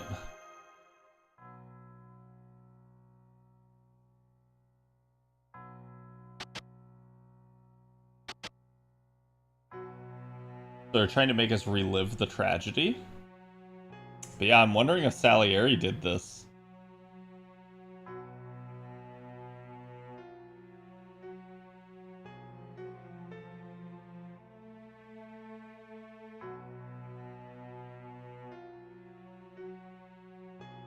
That should mean that the sister's alive.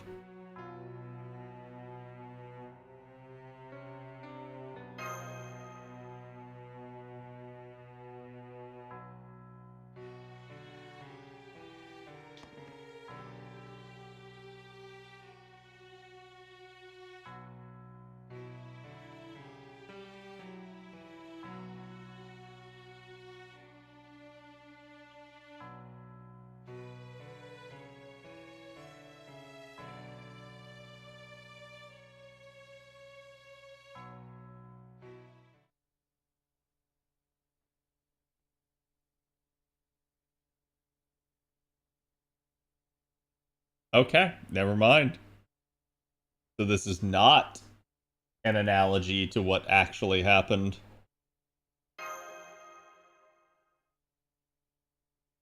Maybe it's an attempted prediction.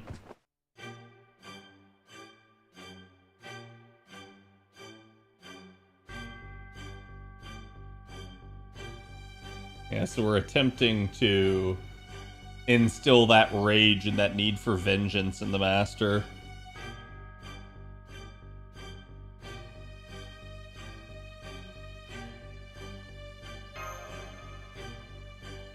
Cad not like this.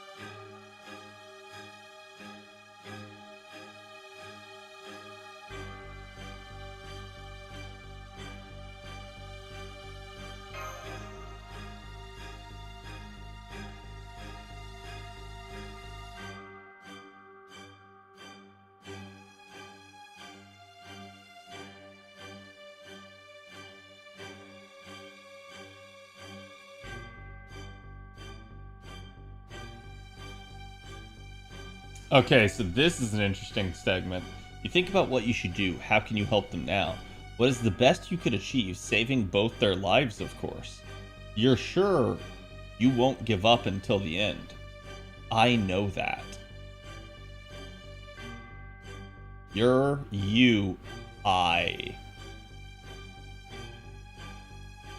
I've seen your journey.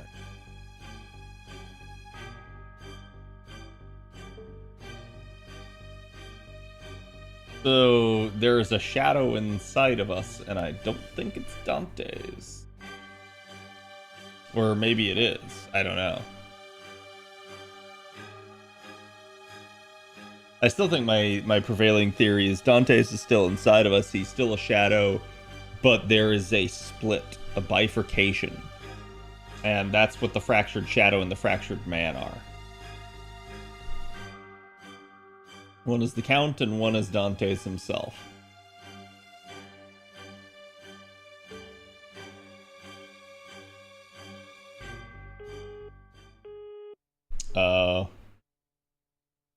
No connection.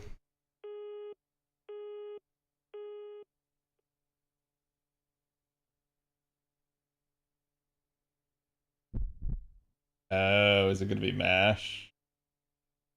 Yeah.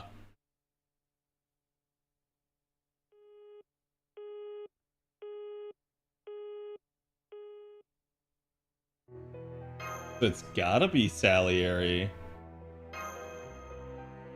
Because Salieri is supposed to take her home.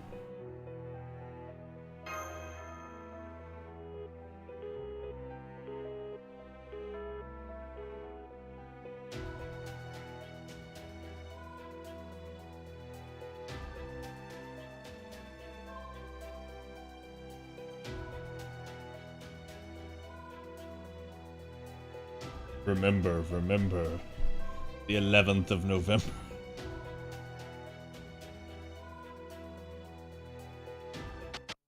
Yeah, so someone's clearly trying to, like, mind wipe us and replace it, yes. But we're remembering everything. Or at least trying to.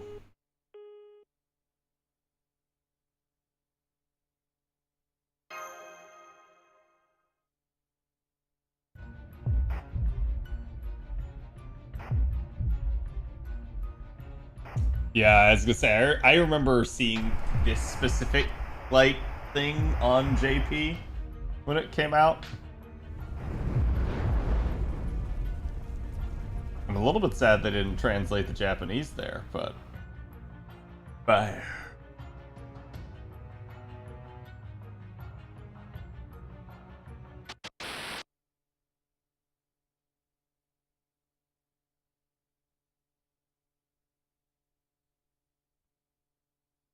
But where's the hot pot at, though? That's true. Okay, so that was another trumpet, so there's another challenge. And like I said, I think it's going to be that, like, Salieri or something. Well, actually, based off the title of this, we're going to be facing Nito Avenger. Because it was the Underworld Scales. Why did this happen? Okay. Yeah, I'm okay with them leaving it in Japanese, but they should have put the English translation.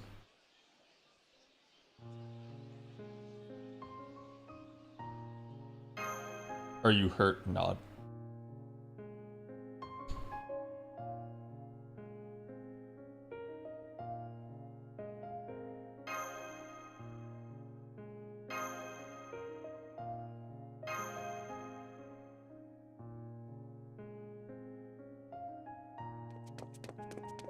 Hmm.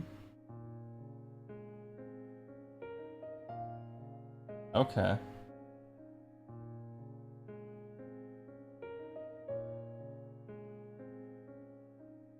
And then is this going to be like someone that we haven't met, or is this going to be Hassan?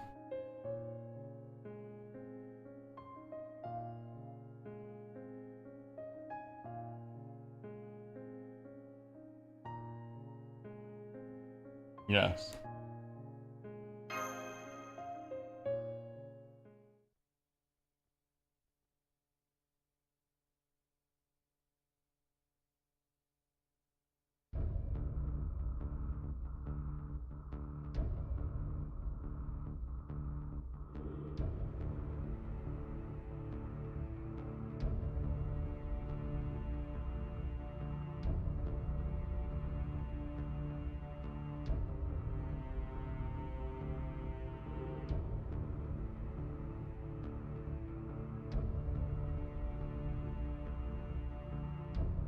So it's either presence concealment or somebody has the ability to do it remotely. And I feel like presence concealment is the obvious answer, since we know that Hassan just kind of ran off and is examining us and wanting to test us. The question is Hassan doing this to shatter the illusion, or is Hassan on the side of evil?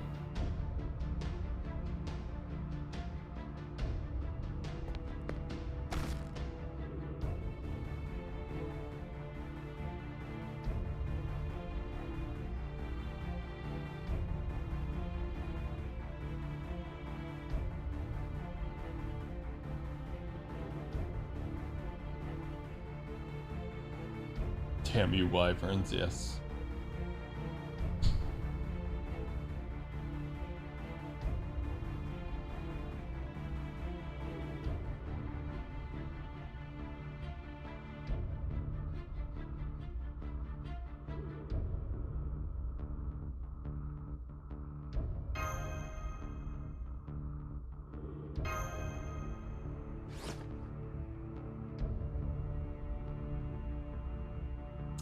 That's true. That is kind of a minor video game injury. Like, she probably could have just poured some magical solution from a bottle on it and, like, reattached all of her limbs.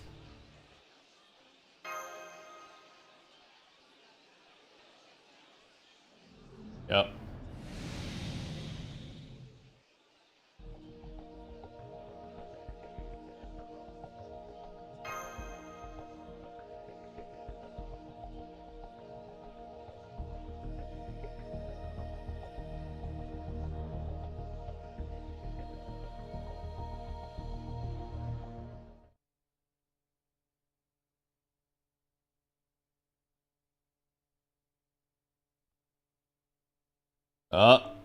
So time stopped.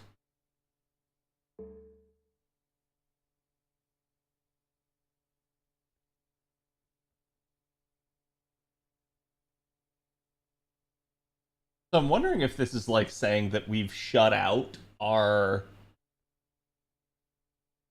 like need for vengeance, our anger. Like the master has effectively turned that side of them off, and that's why we can't hear Dantes.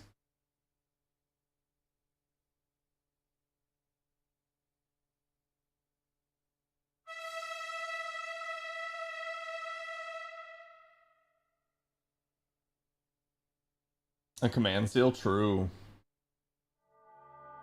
Granted, we've already used one command seal, so... Alright. Section 11.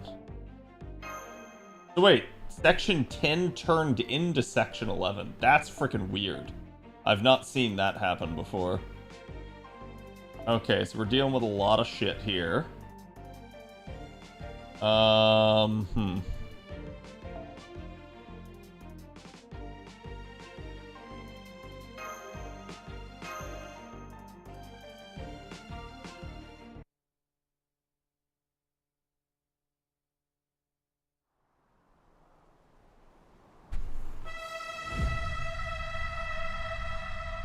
So these are like the rings that Solomon had in the sky. It's sort of emulating it.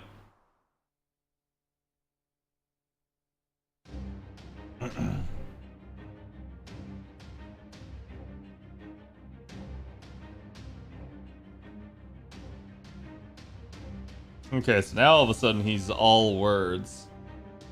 You wish to see tomorrow, overcome the 7 trials, shatter the 7 vengeances. Whether the 7th and final trumpet blares in triumph or not is your choice. Yep. Gotta hit him with that CAD doot.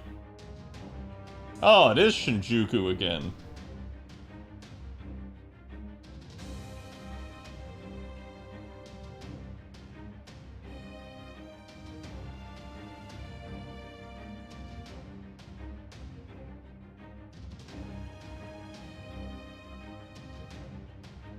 And scale. Hell yeah! I at least like that we're gonna get some Nito Alter shit. Okay, so she was the second trial. So Boudica didn't count. Ooh, that's interesting.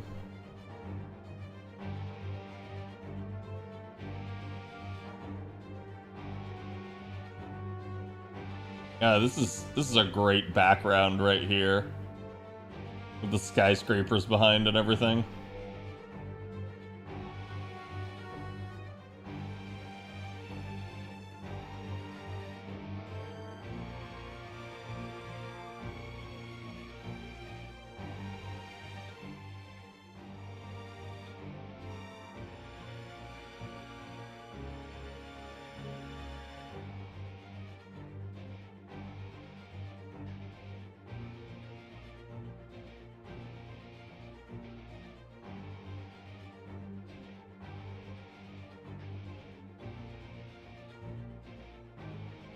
Well, your soul needs to be lighter than a feather, so I wonder if we have to levitate again.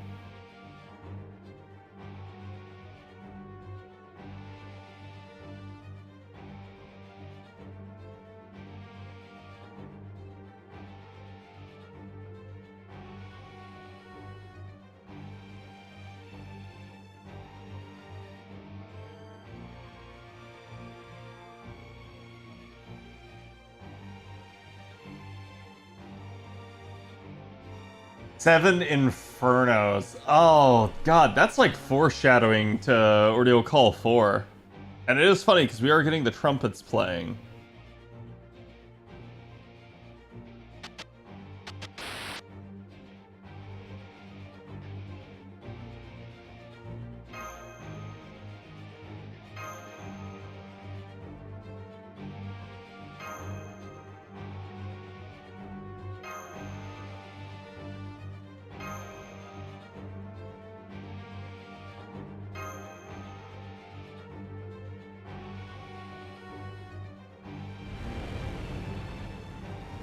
I have received your flame, the 7 flames will answer it.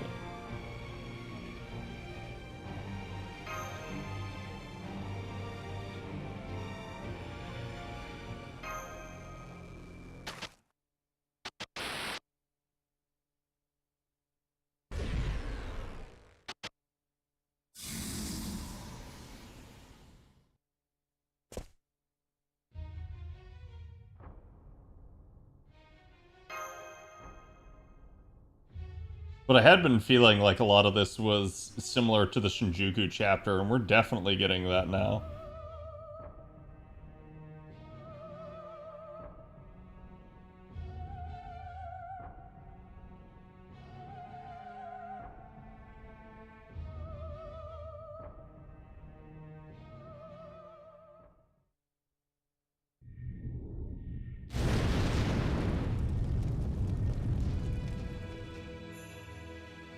God damn.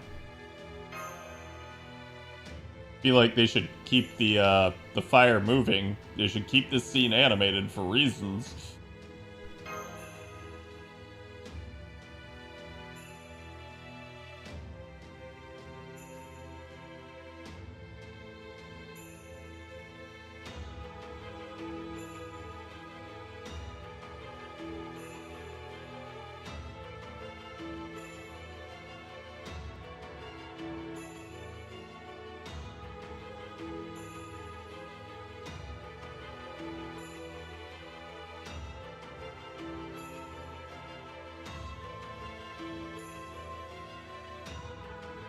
Here, chat.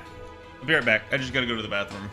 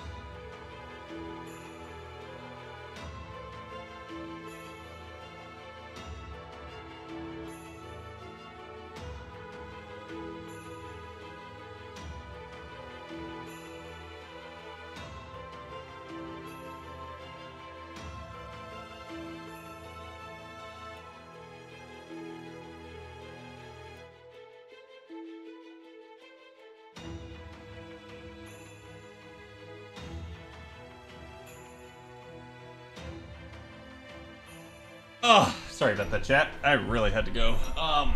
Okay. So she said, like, I'm fire, I am tears, or tears. I'm pretty sure it's tears.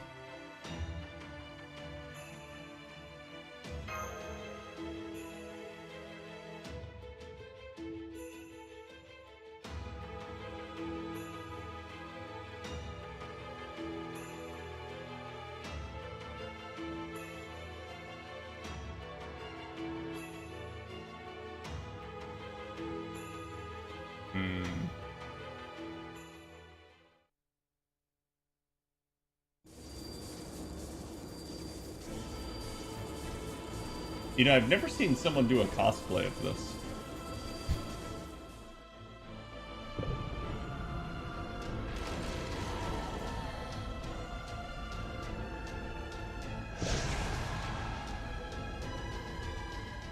Yeah, some mummies.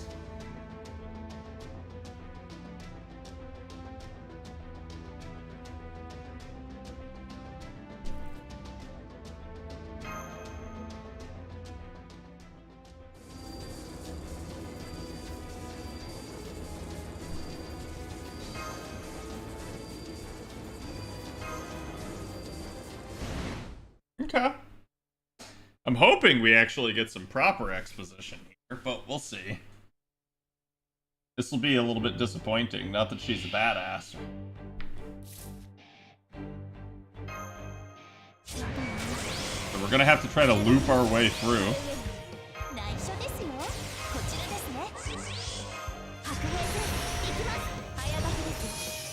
Hopefully this makes her strong enough.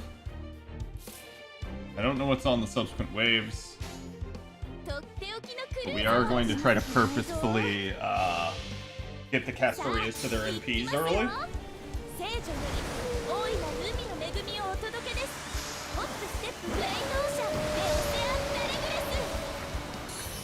Oh! That is unfortunate. I'm going to go back and pop Jarcher's middle skill there. I need to make it through that wave in one turn. That's a little rough.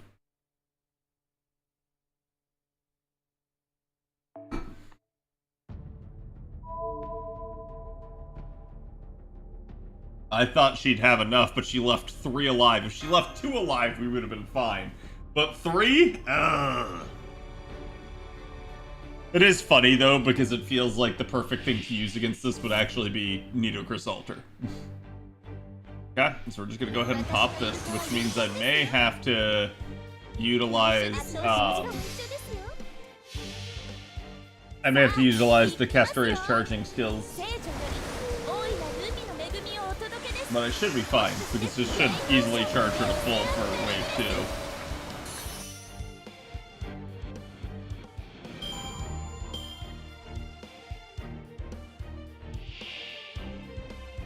Okay, that's gonna be a problem, though.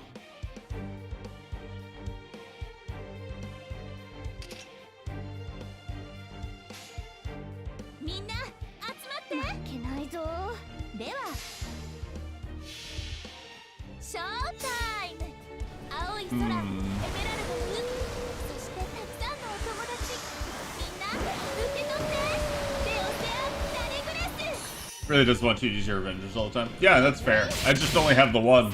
So I'm trying to preserve the one.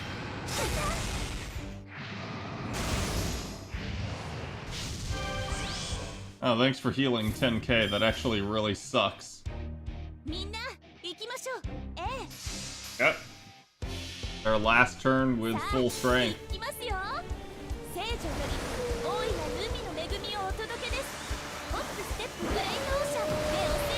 Okay.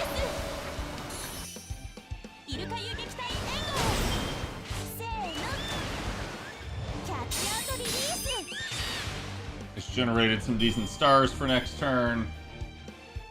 Please don't have a break bar. Of course you have a break bar. Okay, so what did we get? After a turn, apply death? What?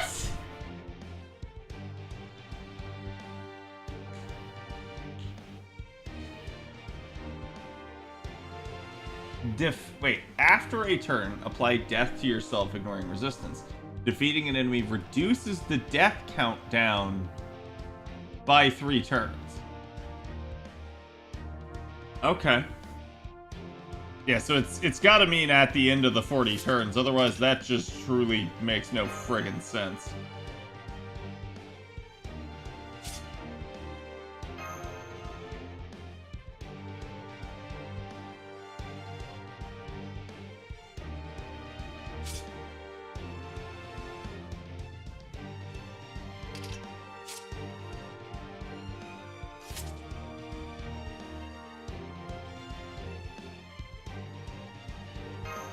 I get the feeling this is not our only battle here, and that it's either a survive or something.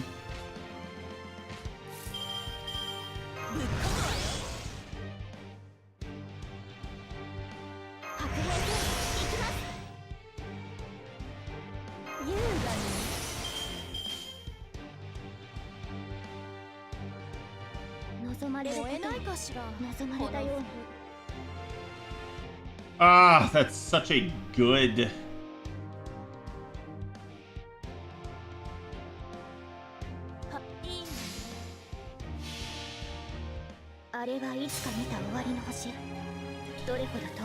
I may just go back.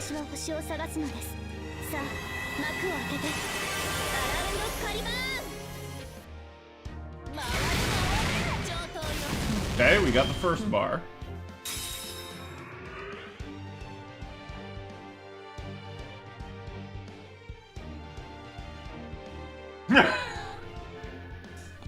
I played it correctly. I basically speed ran the fight with that, so at least for what I can do. Again, I'm using Saberfaces only, so I can't use another Avenger besides Jolter. So Jolter's got to do a lot of the heavy lifting there.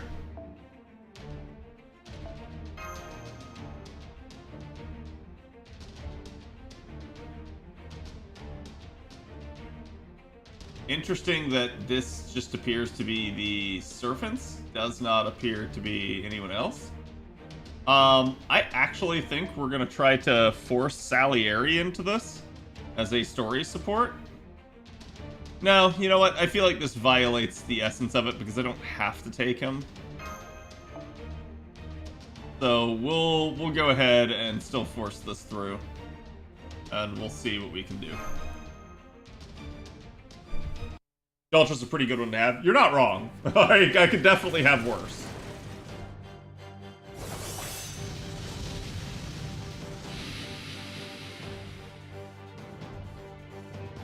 The only issue is that Jolter basically does slowly erode her health on her own over time, and the Saberfaces don't exactly have good sustain for healing.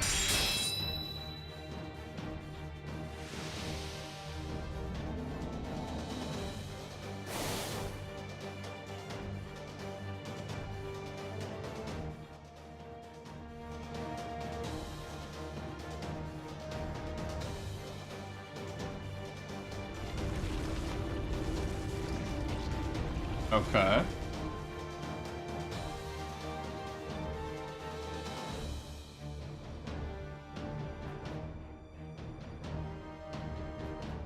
Oh look, she's smiling, chat. You made her smile.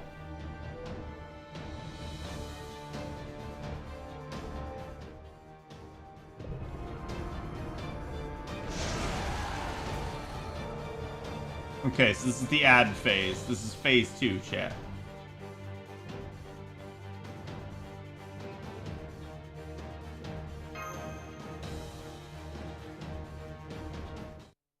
I like how I could have said crush them all. I get the feeling this is gonna be one of those things where it's like if I keep taking the like brutal badass answer, I'm gonna end up being corrupted.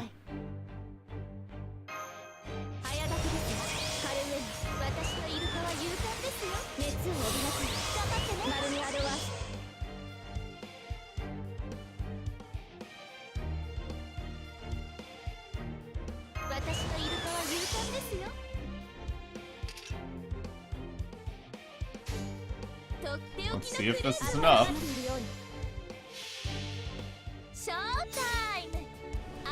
Let me make sure my Jolter's up. Yes, that actually will help if you guys have a strong Jolter, put it up on support. Because there's probably going to be times where I'm going to need double Jolter.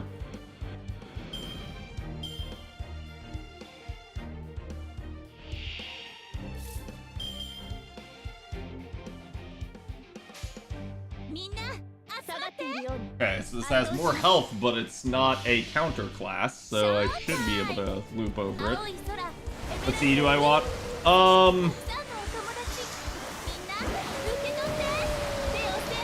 Honestly, there's several options that'll be good. Black Grail, anything with invuln pierce, a 50% C that's gonna make her hit decently hard.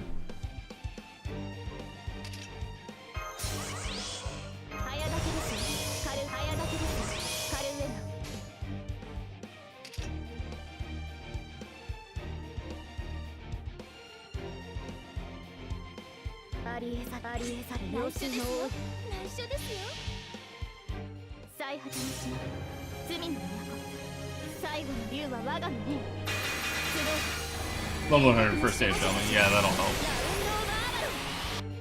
She's very good in these nodes. I'm sure she is. If only I could use her.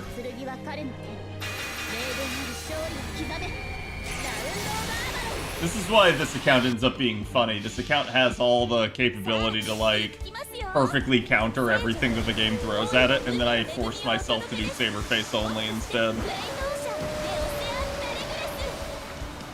And is JP chat was saying, like, 5 days?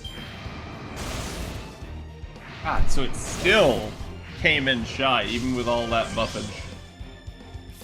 Well, the good news is... Looky, looky, I got hooky.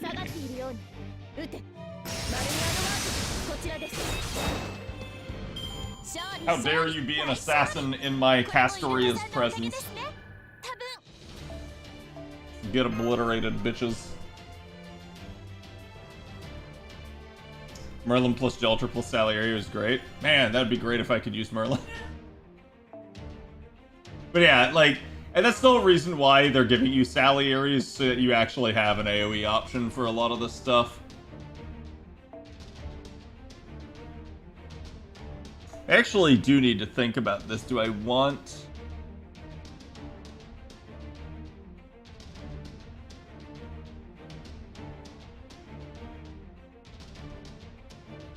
I feel like I actually want to combine these two. However, I think this is going to be the first time that I've done it, chat. You're probably going to put in here Yamato Takaru. And to explain this, if anyone wishes to quibble, Takaru explicitly does not have the Saberface trait. Takaru is simply talked about in the entire leading up to the release of Samurai Remnant as being the next Saberface. So, why Takaru doesn't have the Saberface trait in FGO, I don't know. I can say that technically Arthur does not either, so I'm wondering if it's because Takaru is a they-them, and so anything that's not explicitly female doesn't get the Saberface trait? I'm not really sure. Either way, this is the decision that I've decided, is that it's all the Saberfaces basically plus Arthur and plus Takaru, because these two seemingly are Saberfaces, just for whatever reason the game treats them differently. There have been several other units, and in case anyone's curious, that were rumored to be Saberfaces before that I never included. Units like Weisugi Kenshin. So it's like, just because it's rumored, if there's no official stance on it, I don't consider it to be, but considering Takaru actually does officially have that stance, to be stated in interviews and stuff, it makes me say, okay, this is an okay thing, and it's not an exception to the rule or anything like that. So this is what we'll go with. It is pretty perfect, but it's interesting that this is ending up being the first time that I'll actually end up using Takaru. Probably has to do with the gender unknown, yep. Okay. So, looks like we get a starter wave here. And thankfully, the anti-demonic should help out a ton for this. How do we want to handle this?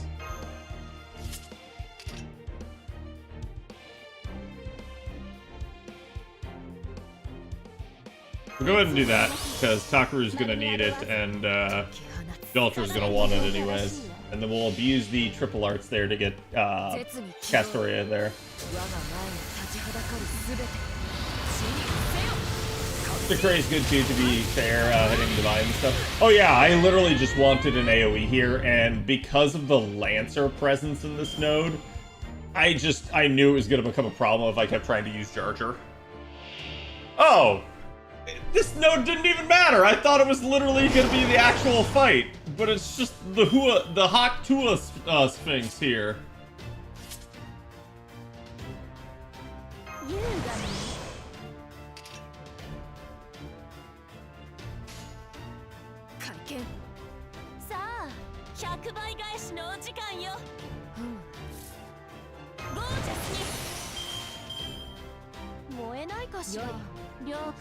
Basically do a mighty Shane that'll help Jelter out immensely.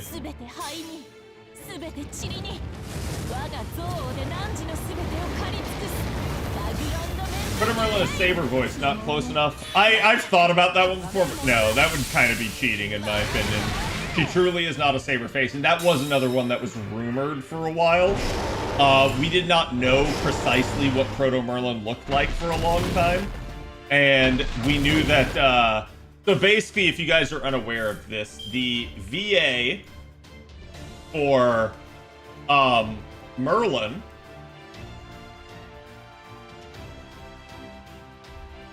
is the same as Arthur.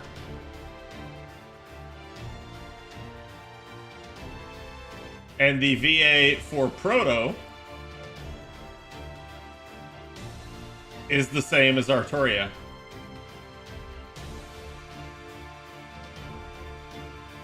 So there was this kind of assumption of like, oh, maybe Proto is actually a Saberface then, but it wouldn't really make sense narratively. So obviously that's a thing, and they just do this like switcheroo, which I do find very interesting that it's a thing, but it's yeah, it's still, to me, it's like, no, we can't really consider Proto actually one. And I did argue that for a little bit, but it is one of those ones where it's like, looking back, it's like, no, it really shouldn't be. Oh, yeah, if chat didn't see it, I'll show it to you guys again. I'll let it play in slow-mo, but watch the Master's face. There you go.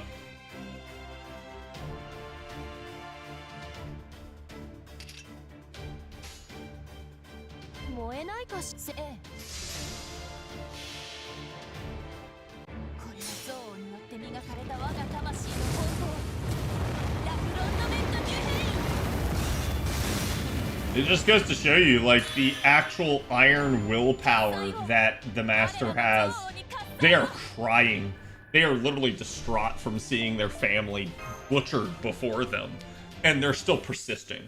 They're just like, fuck it, I gotta do this.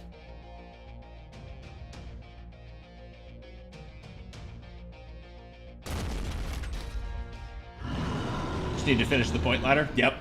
That's what I was telling everyone at the start of stream. It's like, put your point Cs up for people, because that's literally what people are gonna need, since almost everybody rolled in summer.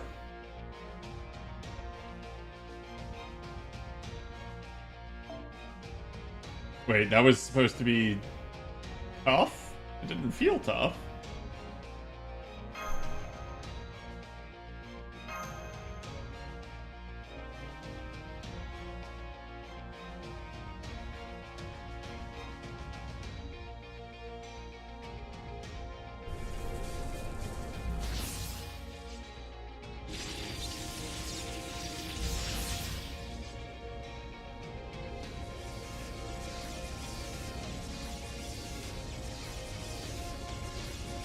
Dio Santissimo.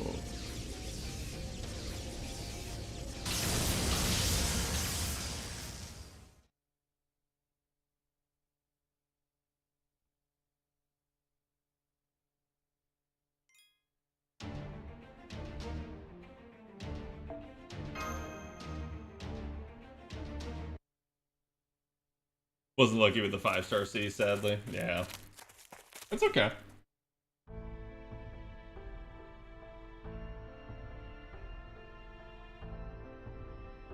Wait, we're in the park now? Interesting.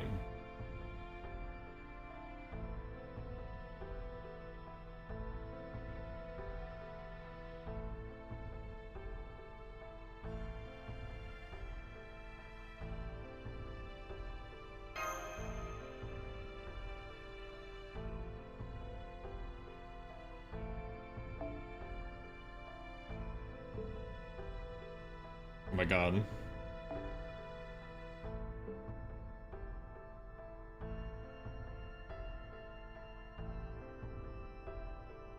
How long till after archetype inception till we get the fight Earth? I actually don't remember. I want to say it's still a bit, but it may be with the download campaign or something.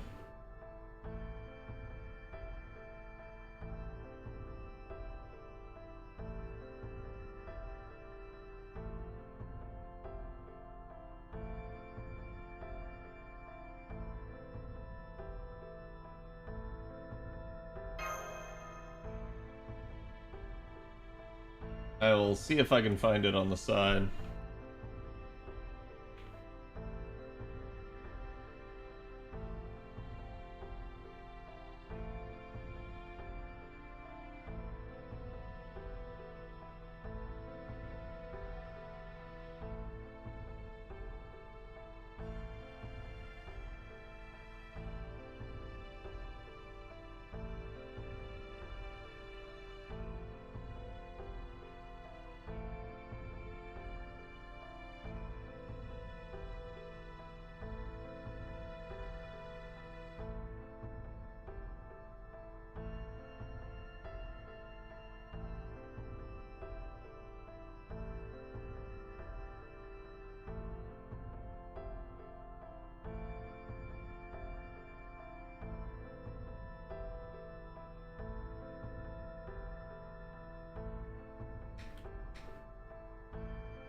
End of February? Okay, thank you. Yeah, I was actually having a hard time finding it just because, like, unfortunately, fandom has done a shit job of that sort of thing. Like, you search for things like, truthfully, I think fandom needs to get better about its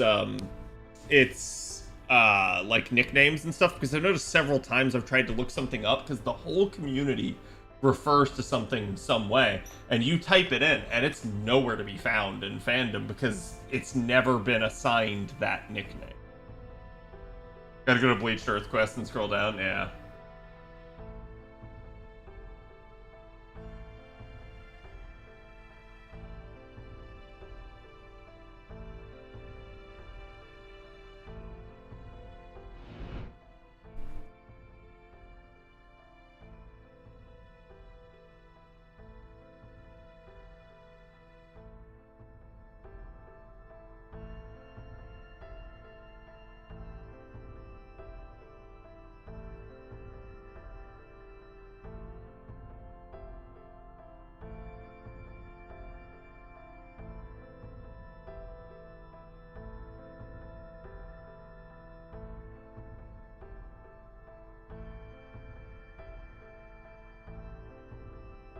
Oh. No telling what'll pop up besides when he does. It's always some cryptic shit.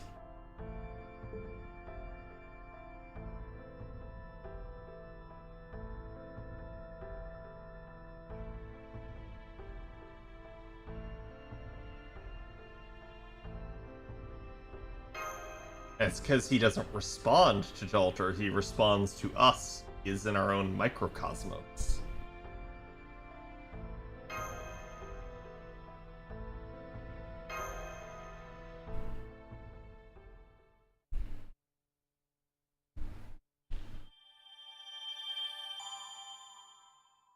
Picked third from the list and got the quest? Did you?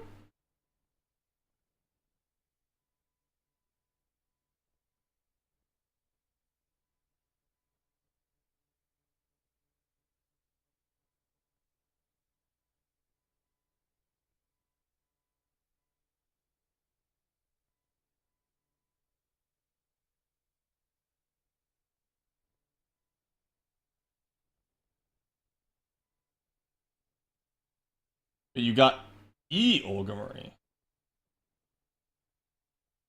Interesting. Okay.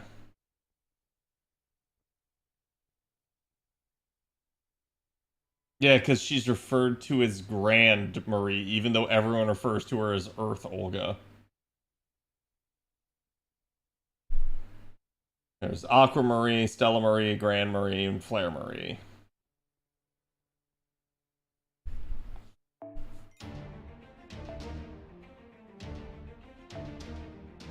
Also, chat, just because everyone wanted me to stop and look at it, yes, I see it.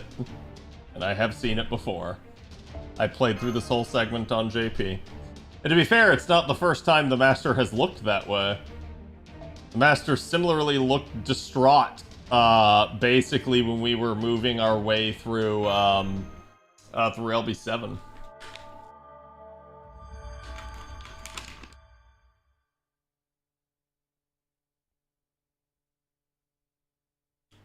It's death is what usually affects the Master so hard.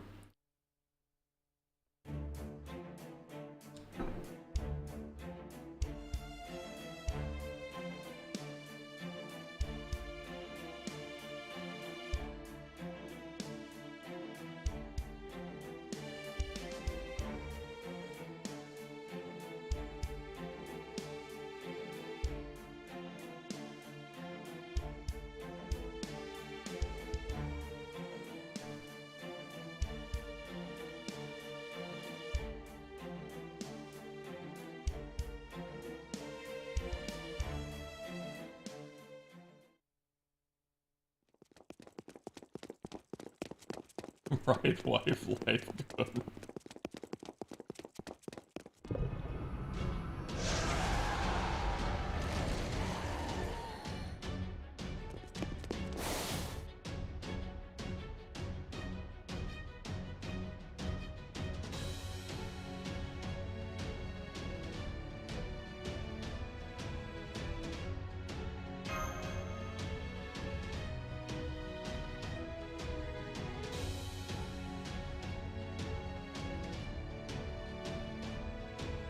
Yeah, I don't know why we're getting his inner monologue. It's making Salieri feel like, best friendo.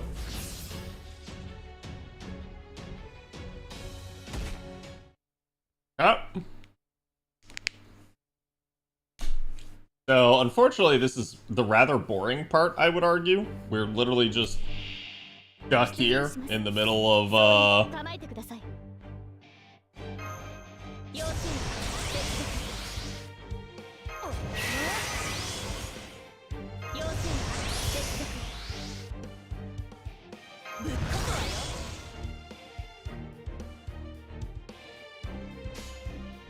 よかろう。燃えないかしら。この服良い。刮目せよ。そうは見ぬ。そうは敗北の雫にし。星をなす者。絶美。I think she only likes when the master calls her alter. If I had to guess. I'm actually surprised that Dakaru cleared that full.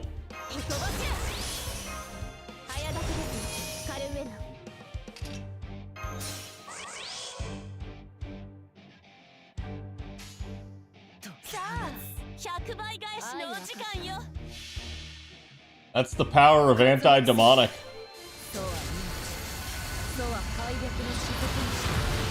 Yeah, it's pretty bad when, like, they make Kakuru's animations clearly, like, the Saberface, and then the NP is designed to evoke the same feeling as Excalibur, and then it's not a Saberface, and you're like, what? And then, to be fair, this isn't like a Richard situation either, like...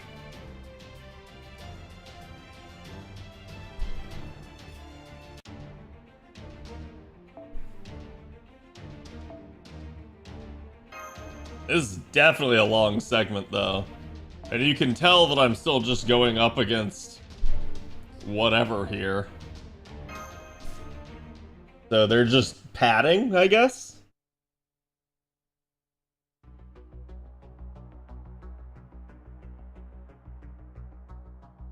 Three-tenths of a southern army.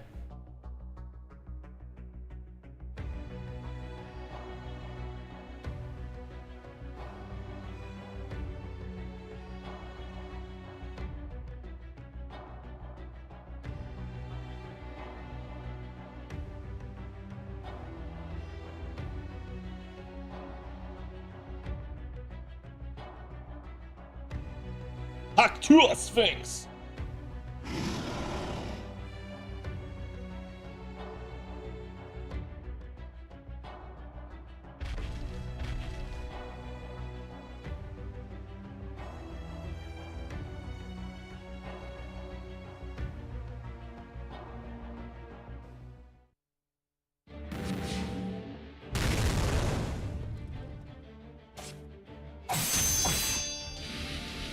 Okay.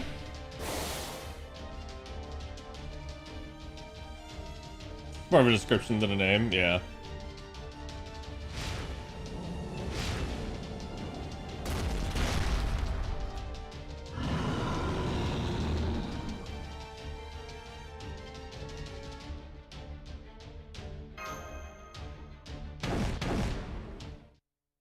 Yeah, see, I don't know if you noticed there, but like line number 1 was Black Sphinxes, and line number 2 is out of my way. So like, I feel like the second option is the more like anger and like upset option, and I'm feeling like we need to not crack.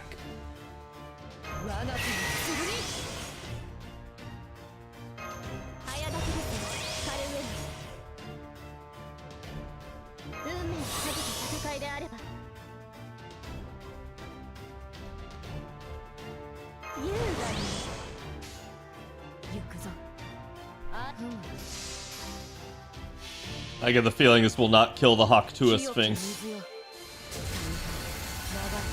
A lot more visceral in general this time. Well, I think they're trying to play off at like the corruption, right? They want to like show you that the master could be becoming corrupted.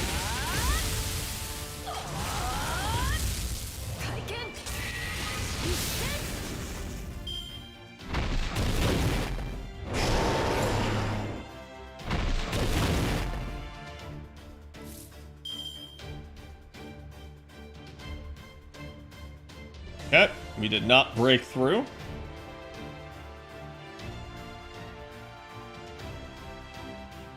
May as well just abuse that. 楽しいかしら鋼るものか輝き This will at least get me a Castoria NP.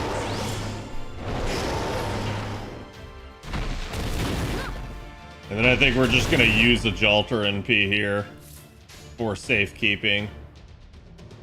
さあいいすべて灰にすべて塵に我が憎悪で汝のすべてを狩り尽くす Okay.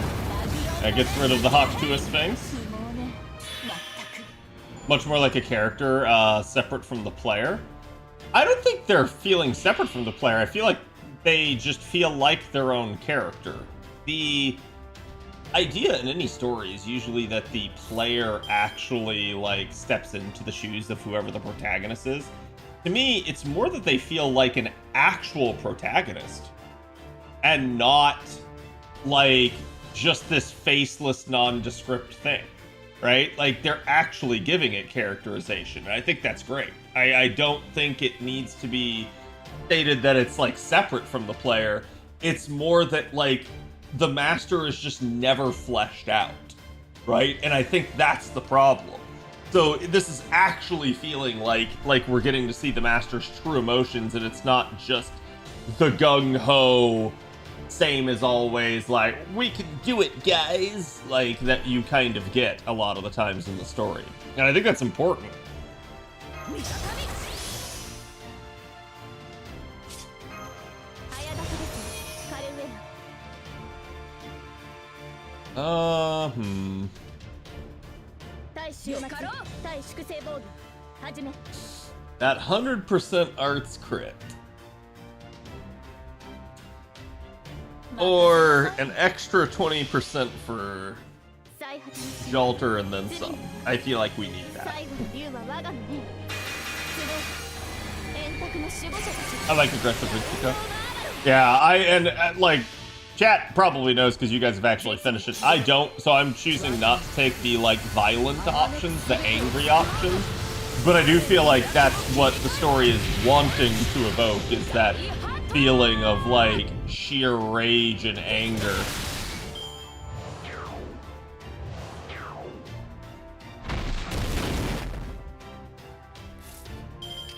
Quack, quack, quack, quack, quack, quack, quack. あやだけですカレウェア You can also tell, just as of the wording of this chapter, that it seems like the master's a bit tired. Like, the master's just like, oh, yeah, we don't have Kagekiyo, we don't have more people, there's no reinforcements. Well, we'll do what we always do. And it's like, it's resolve, it's perseverance, but it's also weariness. It's that like, God, not again, you know?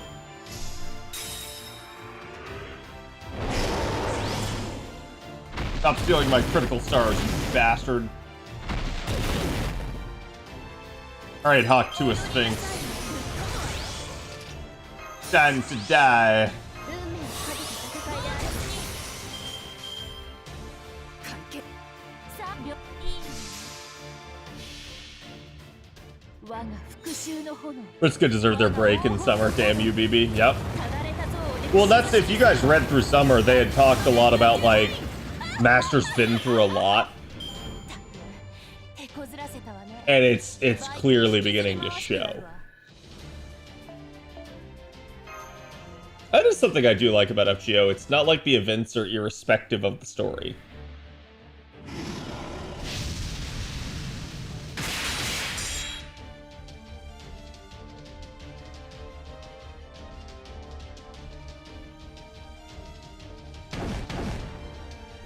Oh, I'm fairly certain they will. The big thing is the showing up of the part-timers as somebody that has... Whoops. Sorry, I think I bumped my phone here. But the appearance of the part-timers as somebody that the master can kind of rely on as a senpai.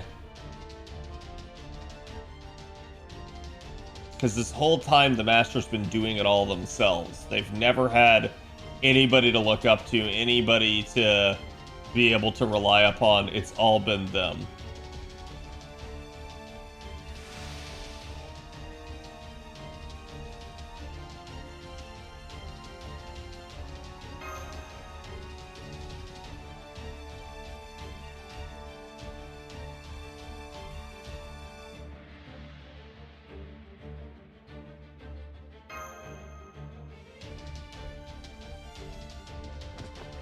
You can feel the second dancer in all of these is much more impersonal and demanding.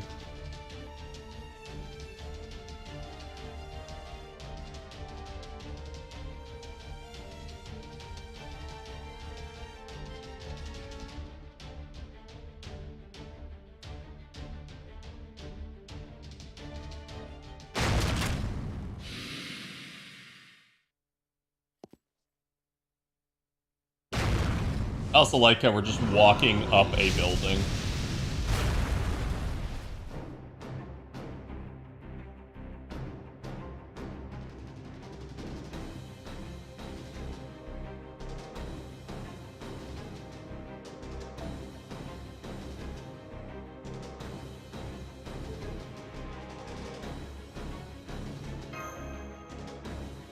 Yeah, the nod or glare at the enemy.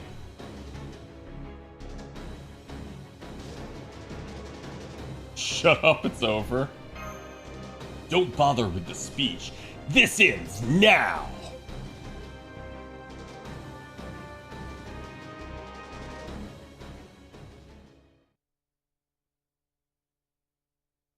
The Master's just standing there, looking menacingly!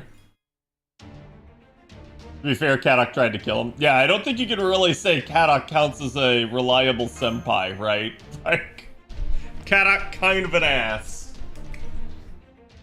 Okay, so the problem with this is going to be that we still need our reliable Takeru here to clear out AoE enemies, so this is gonna very much come down to things. That being said, I don't believe I need Sweet Crystal here. I may regret this. We'll see. We'll put an actual damage CE on Jalter this time. Help her out.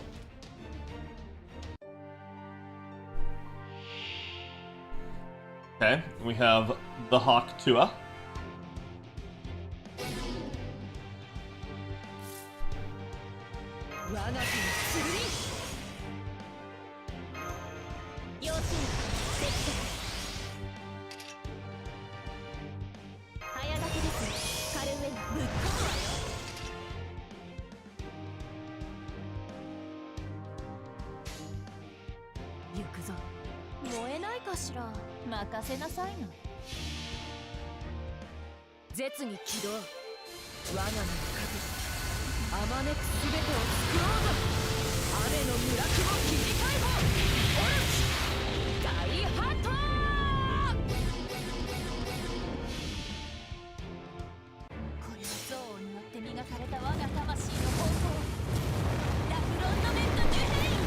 So we'll have to see what this does. It's at least get a buff blocker, which is nice.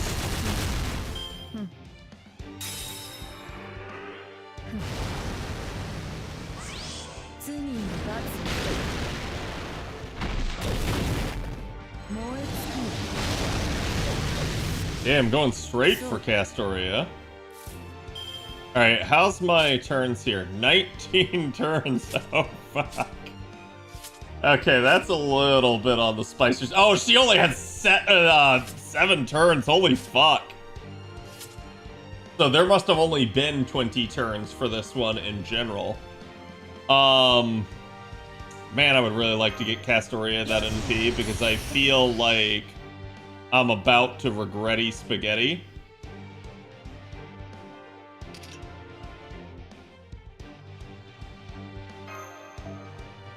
But I think this is the proper solution.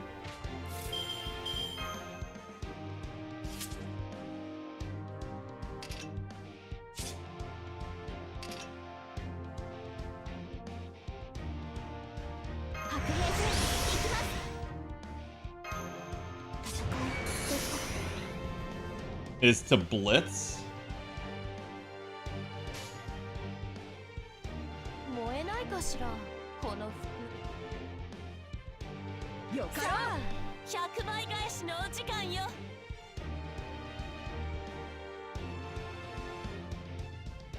やります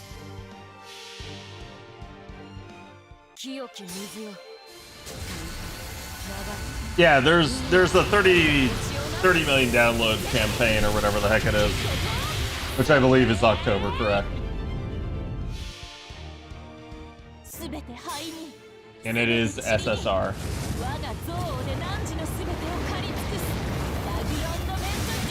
Okay.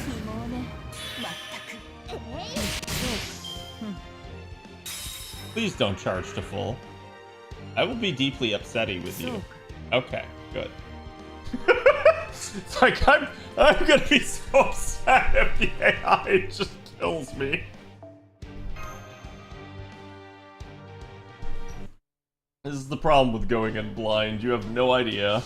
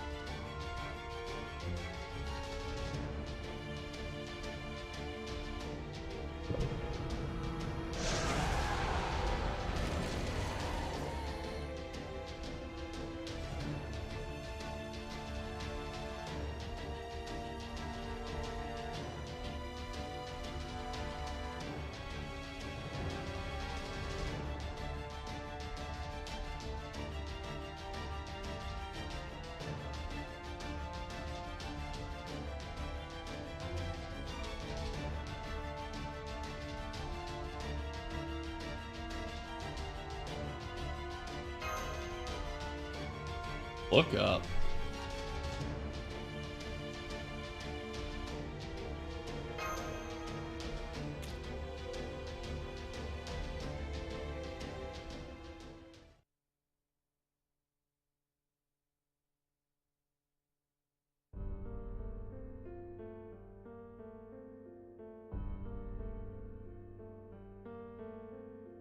Yep.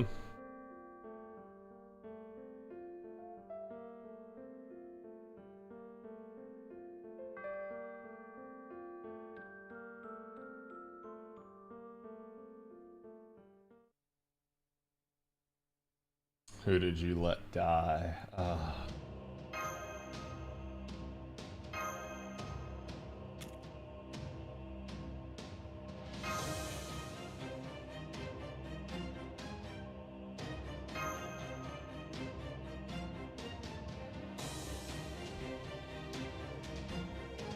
Yep.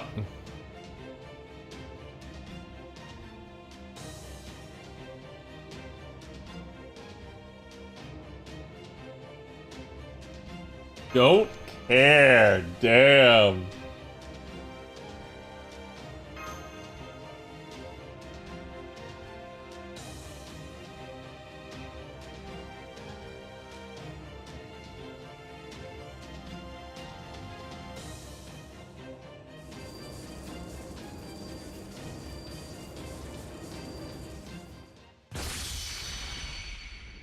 Okay, so who intervenes?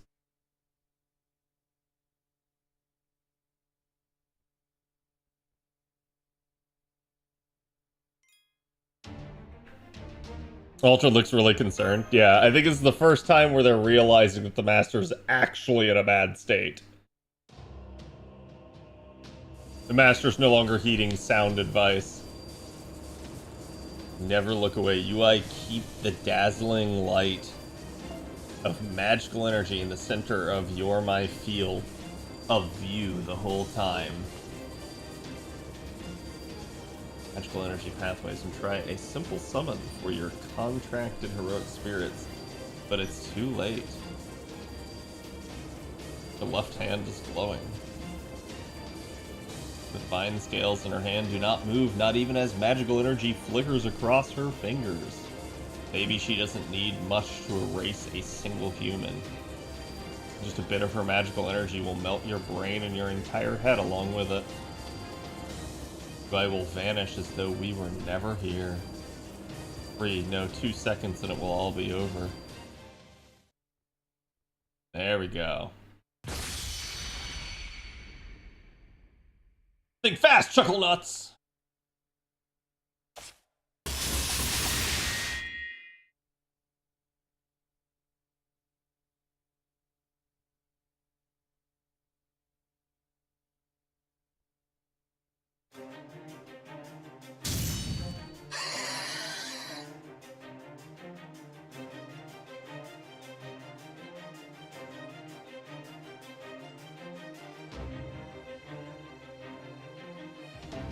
Transfer student number 1, the music teacher, the glam girl, and I will handle these things.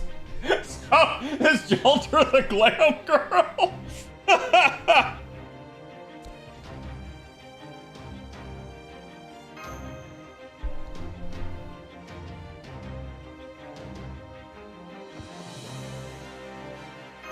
Let me go! Let me at him!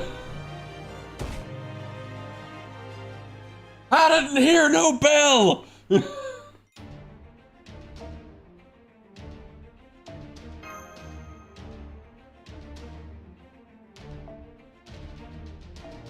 Okay, this is likely just fodder again.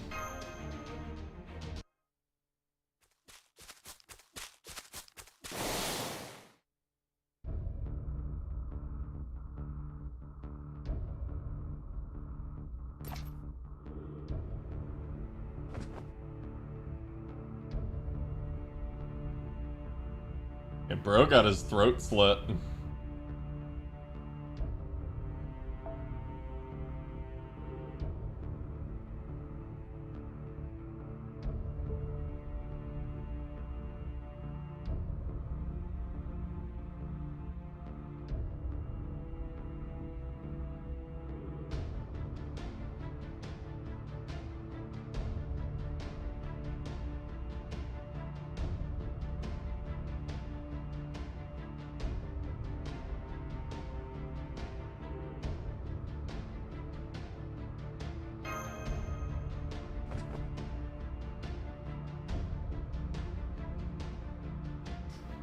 Yeah.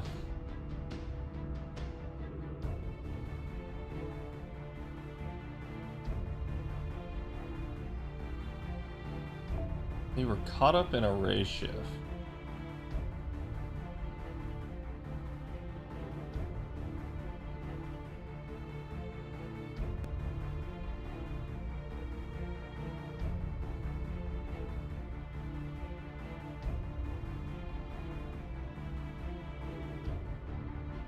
Are you actually hoping to become a historic mass murderer or something?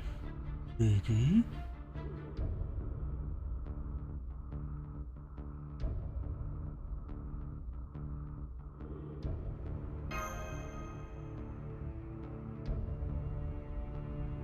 To take back what was lost.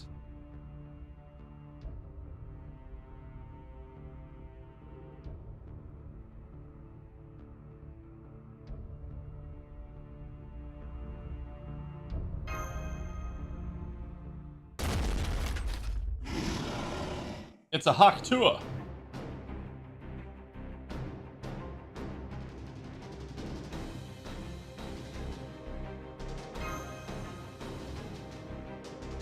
Well, shit.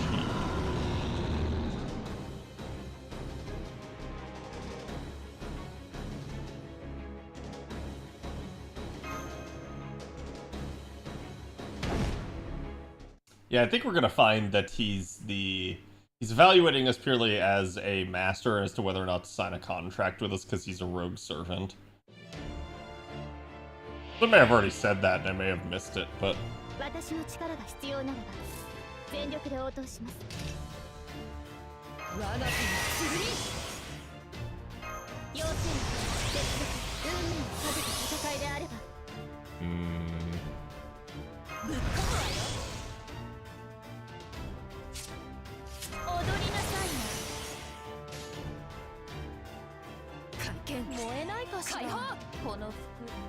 we can go for the Mighty Chain. And I think I will, just for increased stars. 清き水よ。流れ、海へと怒りで星をなせ。 Well, if you guys remember, OC1, they tried to turn Gouda effectively into an alter ego. And we're kind of seeing it here too, where we're trying to be turned into an Avenger. They're trying to corrupt us to give in to our rage and our hatred.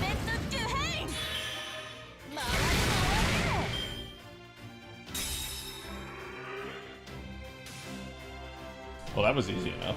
I thought that was actually going to be I had to finish off the Sphinx. I guess not. Like, some of these are, for the Avenger restriction, it's actually surprisingly not that bad.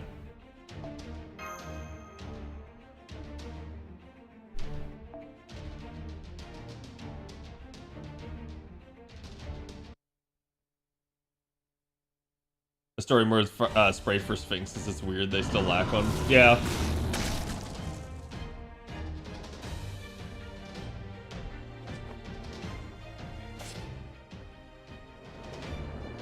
I always wonder about stuff like that too, is like, why after these years does it still lack one? And they just not deem it within their budget?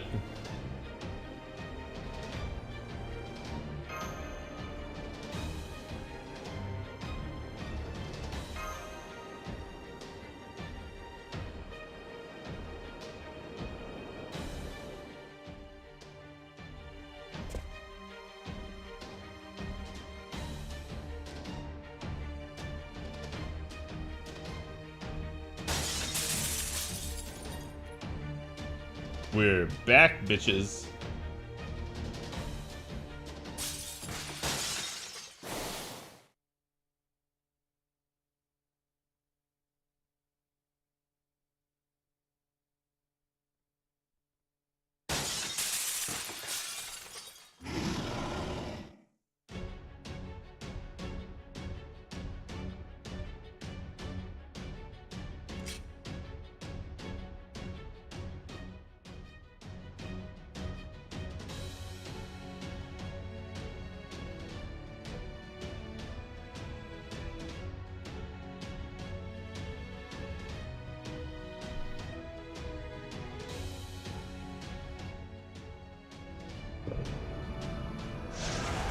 And more ads.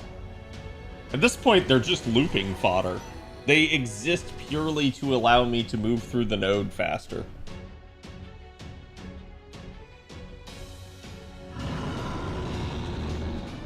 This is definitely interesting, though, because... So, they just dropped the line of there must be at least 100 of them, so we're probably gonna have 100. And we know the more of them I kill, the faster my thing ticks down, so I need to not take AoE to this fight.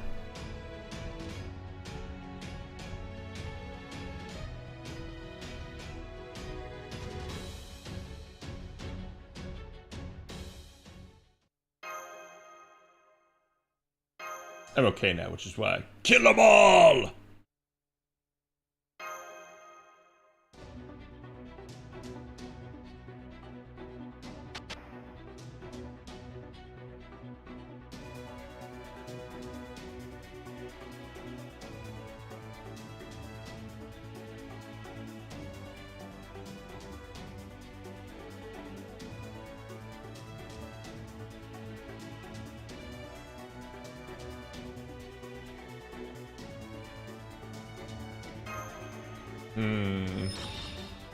I definitely don't like that we've fought 2 challenges and we've immediately used 2 command skills.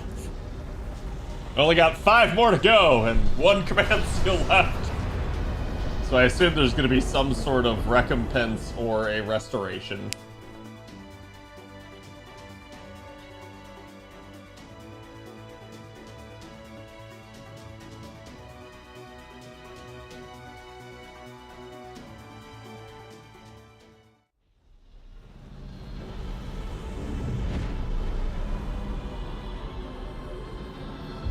Okay, there's some Egyptian shit there, so we got some Anubis.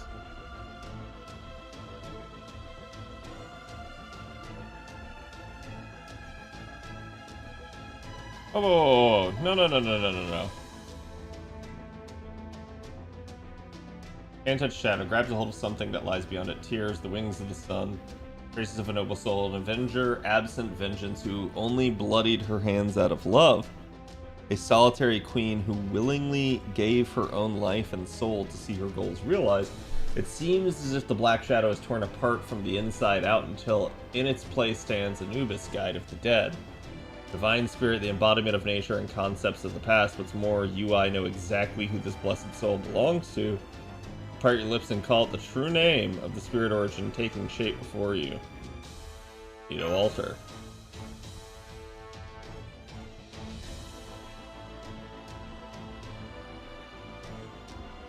Ooh, so we got a true and fake thing going on here. I really like this outfit. There's something so, like, 90s anime about this. With the, like, freaking, like, star cloak and the hairstyle and then the, like, face symbols and everything. I freaking love it, dude.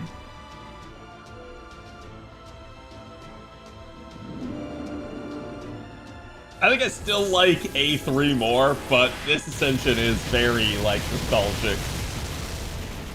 Nito is still, to me, one of the best design-looking units in the game.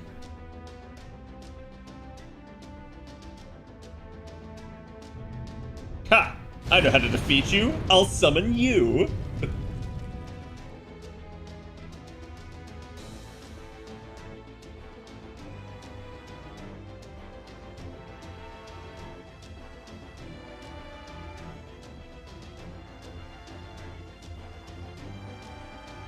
Wait, you may even be Anubis's divided spirit. Okay.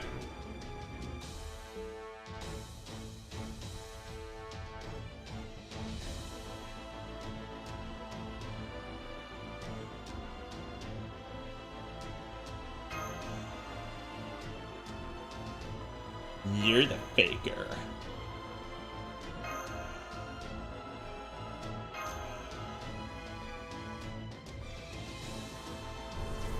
I like how we actually got full-blown dialogue there. We got to say several things in a row instead of saying one little line and everybody else says an entire paragraph.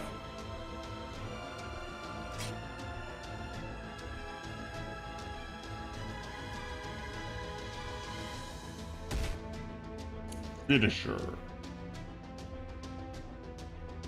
Hey, team setup. Cannot set up multiple Nito Chris altars.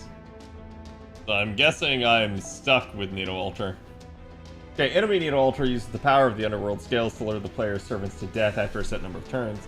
If the ally Nito Chris Alter is on the field, she will invoke an oath, and if the player's servants follow it, can extend the number of turns until the Underworld Scales is activated. However, turn countdown goes faster if the servants do not follow the oath. Ew! And I guess I kind of have to set her up.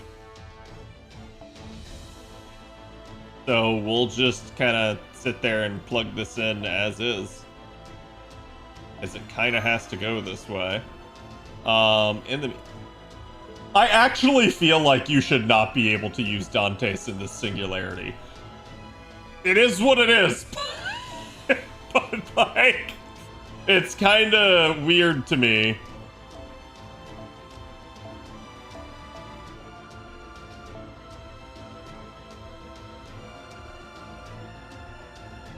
I actually have the party slots to do this. I want entirely single target people. Draco would be great except for the fact that we're up against Avengers here, so...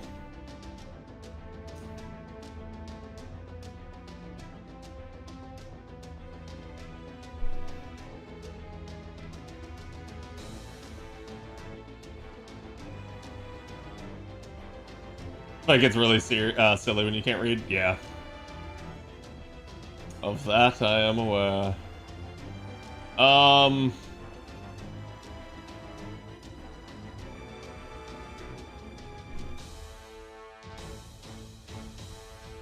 Curse my lack of Saber Moon Cancer.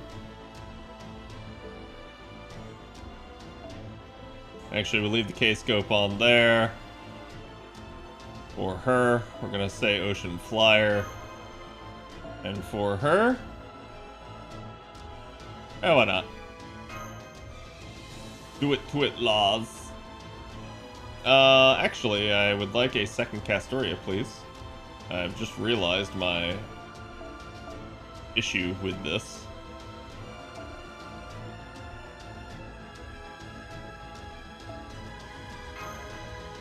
Prisma Cosmos.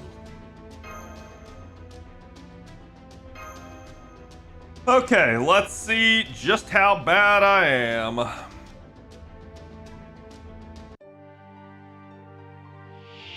The Haktua Sphinx does not have a break bar this time, but ultimately we're going after Nitocris. Yes, yes. Hey, what? Okay, so you have 10 turns. An ally surface noble phantasm is used. Apply breach to Nitocris. Alter on the player's side. A special effect is granted if the oath is kept without breaching it. Okay, do they all have the same?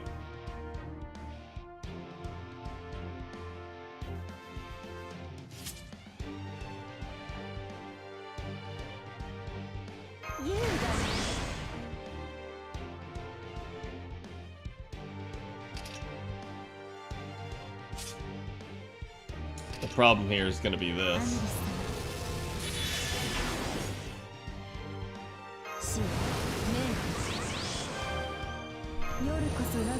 Hey, thank you for the 91. Ah, bro, I know. It was rough this weekend when I went to the beach. Also, she also has underworld scales, which is kind of shocking, honestly.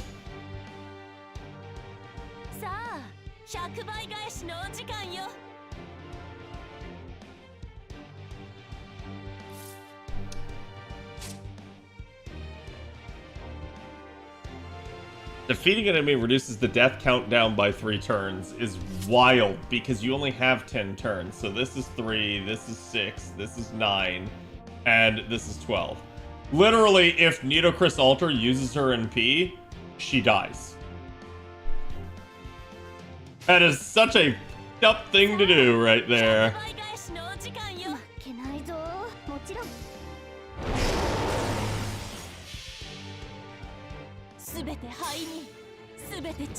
Do no MP one, so I ate the penalty and blasted away. Yeah, there's a point where you just do it, right? Oh, that's unfortunate. No Jalter card, and I don't get the finish.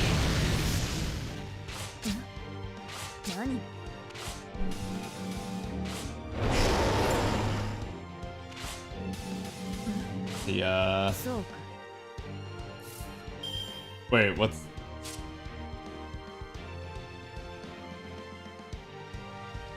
Huh?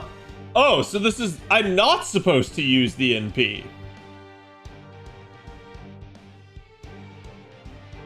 Ah, I did not read that right. I literally suffered from basic reading comprehension problems. I am so stupid.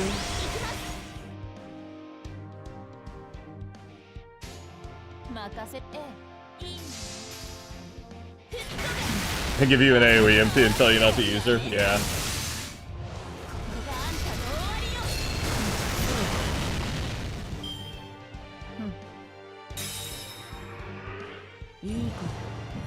Because obviously they couldn't. Yep.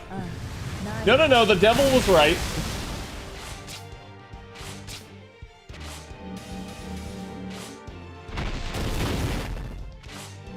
At least I'm getting free charge out of this. Yes, yes. You shall not be drenched in blood.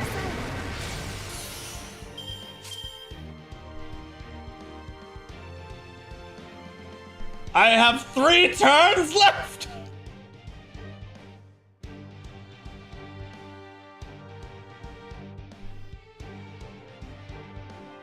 Hi-ya, dude.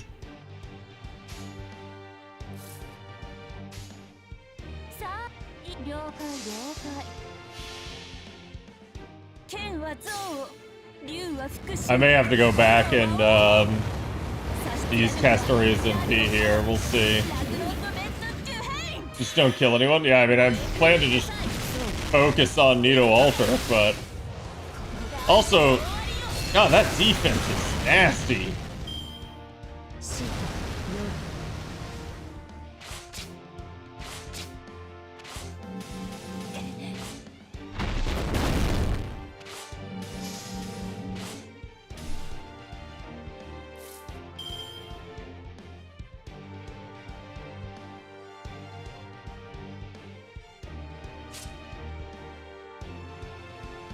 The more allies that are on the field, holy shit, dude.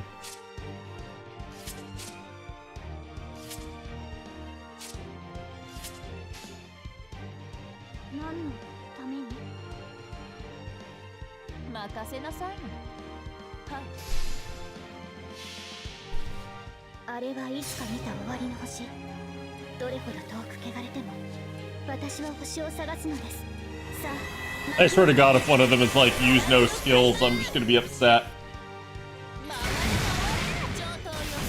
Oh, come on, dude.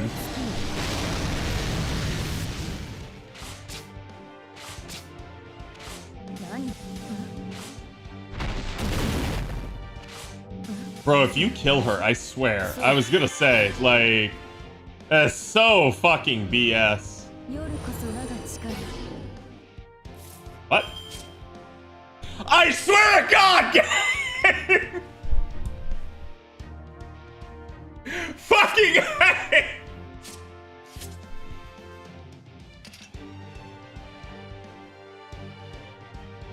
Ah.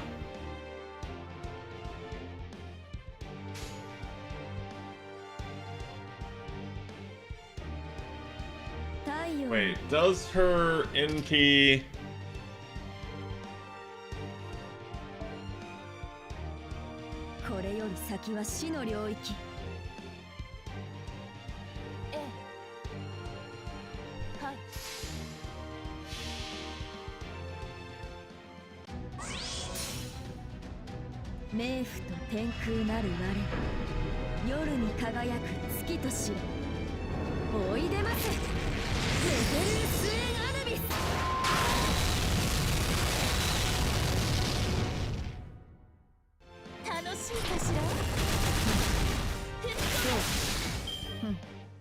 If you dare charge to full,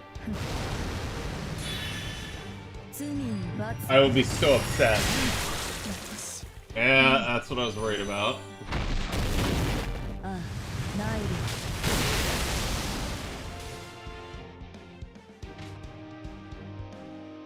Okay, what is the penalty for using skills?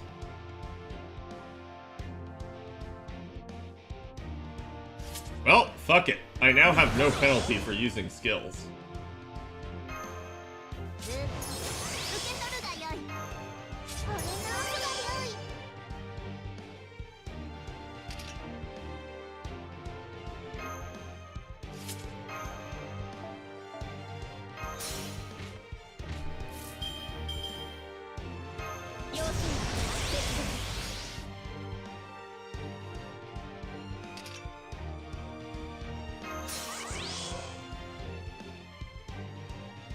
This is very much a killer be killed moment.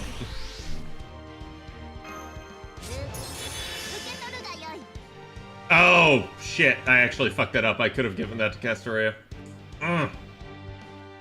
Well, now I've made it a killer be killed moment. Okay. Focus everything on, Jolter here. Try to set it up with a defense down. Pray to God that Jolter's NP of all things kills someone. How about this fight in JP? If you know what the gimmick is, you can rely at least on the skill icons. I seem to remember doing that, but if you don't know what the gimmick is, obviously you're gonna die. So that's kind of the problem, because you only have the 10 turns, and even knowing the gimmick, I read the thing wrong and fucked it up a little bit, so... Alright, sweet, we at least got the kill there, and the Hua Sphinx died as well. Oh, I could have played that better, absolutely. I made 2 critical errors there, and I still got through. So I'm gonna say it's not that bad, but it definitely feels a little rough.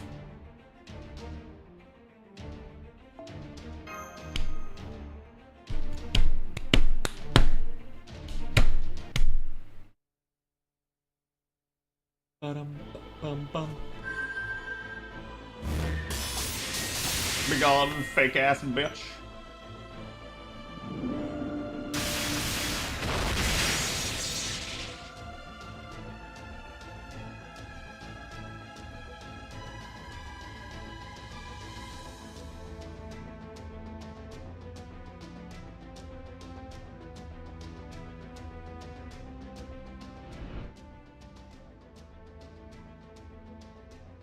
An Avenger without vengeance.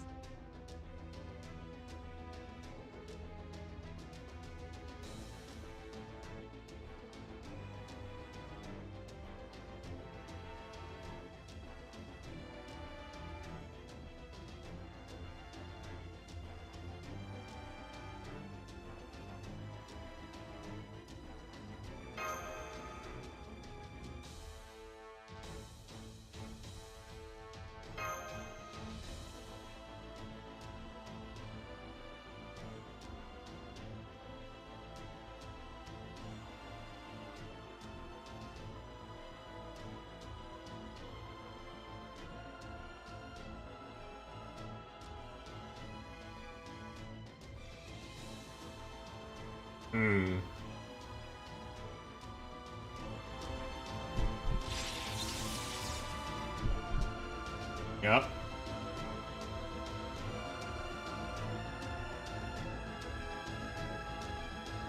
Yep. We are death.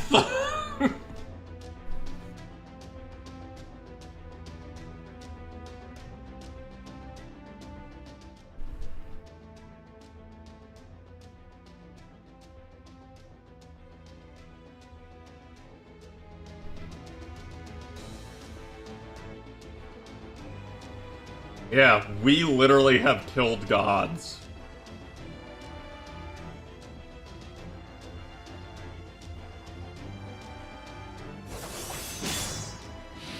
We have killed entire planets. We have killed entire plot lines. Just realizing just how much of a monster the Master actually could be. And is, technically.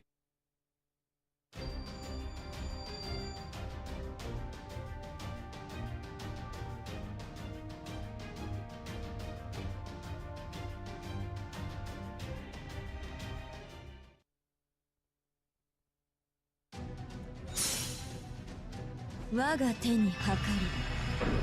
Kore yori wa meifu. Sa, ima koso tsui no saikai ni.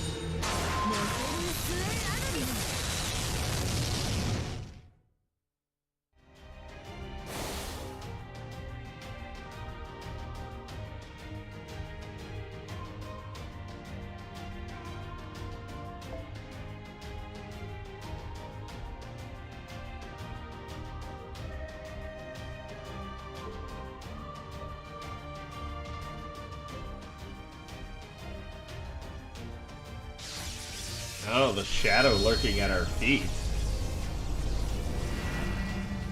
What? Oh, so the Dioscuri are Avengers, yes! Caster, I believe, has Avenger in his, or like the Madness Enhancement or whatever it is, or... He has one of the Avenger traits in his thing.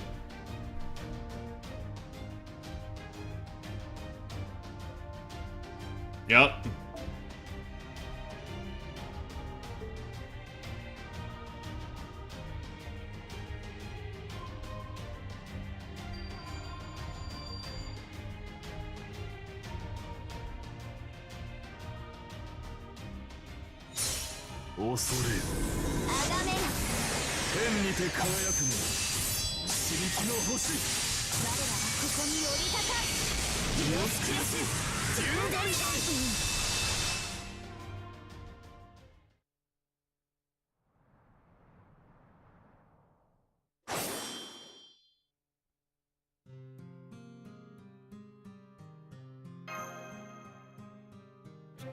Hmm?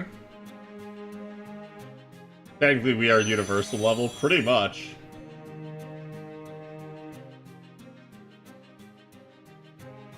We have fought other planet killers and won.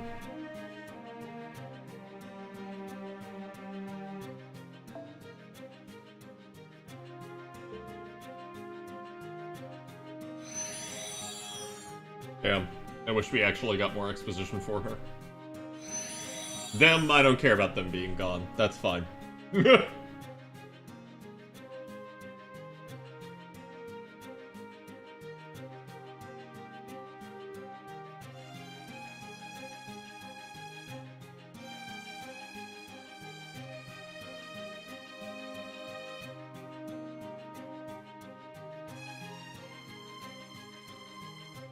Absorbed into the sky. The axe is friendship.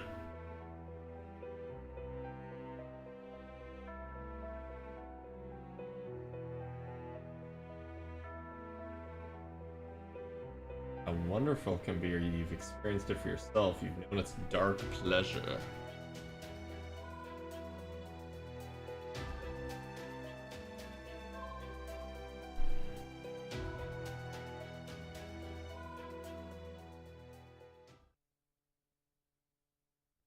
I'm gonna rob the altar in a school uniform? Jesus. Calm down. I don't think the world can handle that. Alright, chapter 13. Oh fuck! The fire's out. And it's now the bleached earth. It's the bleached earth with blood footsteps. Holy shit.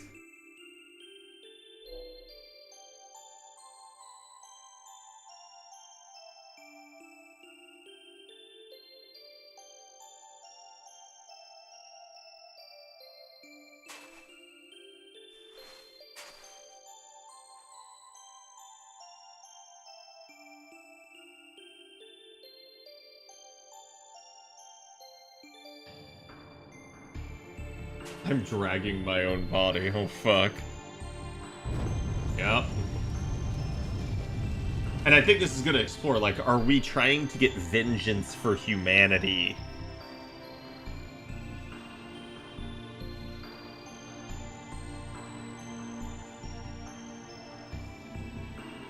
We are a burning man.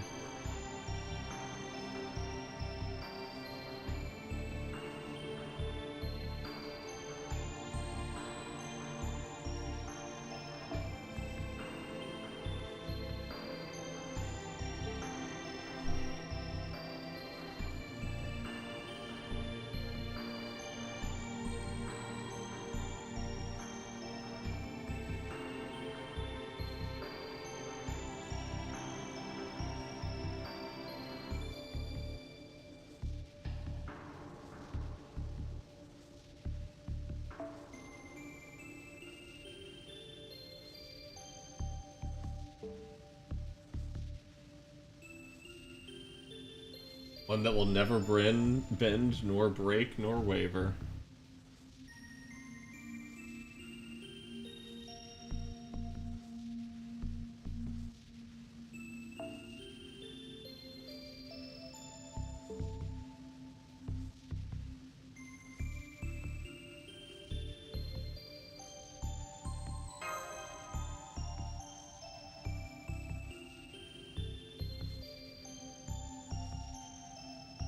Yeah, so this is really interesting. It's like, we know the Master has an insane willpower, but what if that willpower was just changed ever so slightly, and instead of the will to survive, the will to persevere, it's just the will to get revenge.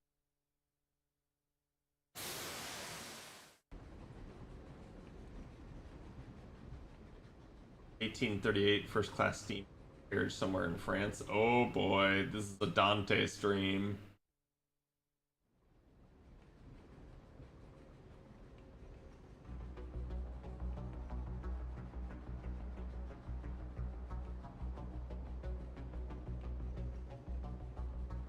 Just describe certain PTs writings. So this is the count.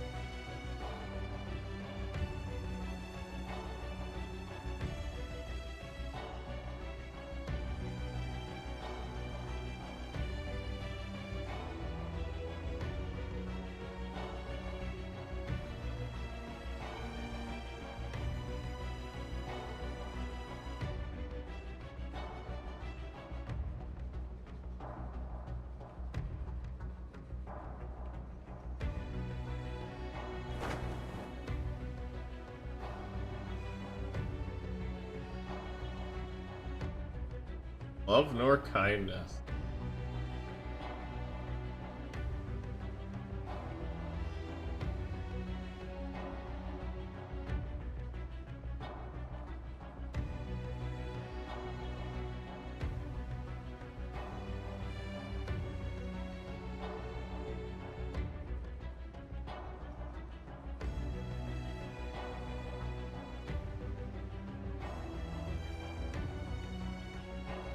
I feel like this is the actual appearance for the count they should have embraced more, and not the like crazy artistic one.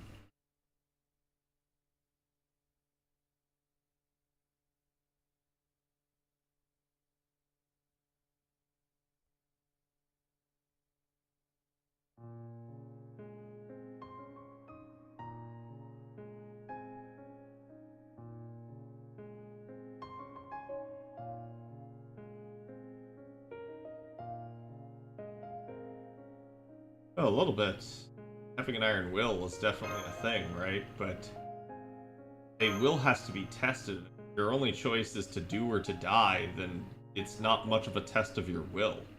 I guess your will to carry on, perhaps, but not your ideals, not your valor, not your, like you are truly just fighting for yourself in that moment, as opposed to fighting for someone else or to protect someone, right?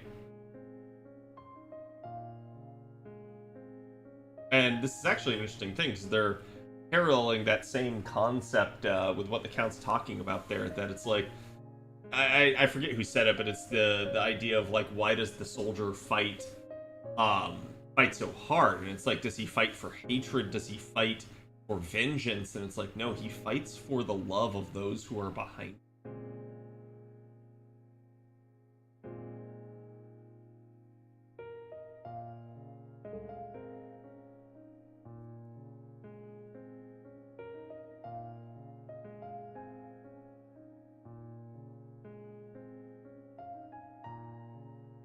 The truest test of will would be a test of having to choose between two impossible choices. Stick to your guns and do what you know is what you should do, or do you do the thing that you maybe want to do? That's the issue that you run into. Okay, chat. Halfway through 13, where we will call it for tonight. We'll see. I may redo more FGO tomorrow as well. We are streaming Monday, Tuesday, Wednesday this week. Wednesday is most certainly rolls and a collaboration with Ms. Tutu Karagi. If you guys have never followed her, go give her a follow right now. But we will be rolling for MHXX on Wednesday there. Afterwards, if we have time, we'll definitely do more of OC2. I think at this point, what I'll try to do is I'll probably try to finish OC2 before we start OC3, because truly there's no reason not to. It's not like OC3 is going away right away. So, that being said, we'll see. I may sneak in some variety. It just depends. I'll have to see what I'm down for tomorrow. If I want to do more of this and just keep like chugging along, or if I want to break.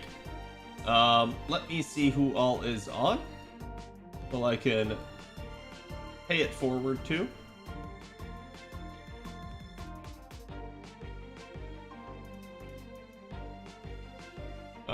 I'm gonna send you guys off to Miss Ivy. She's on doing some Nikkei. And again, if you guys have not already, make sure you guys get on the Discord. It's the easiest place to keep in touch, know when I go live, and to discuss things with the community. We have almost 3,000 members on the Discord, so you're obviously going to be in good hands if you're on there.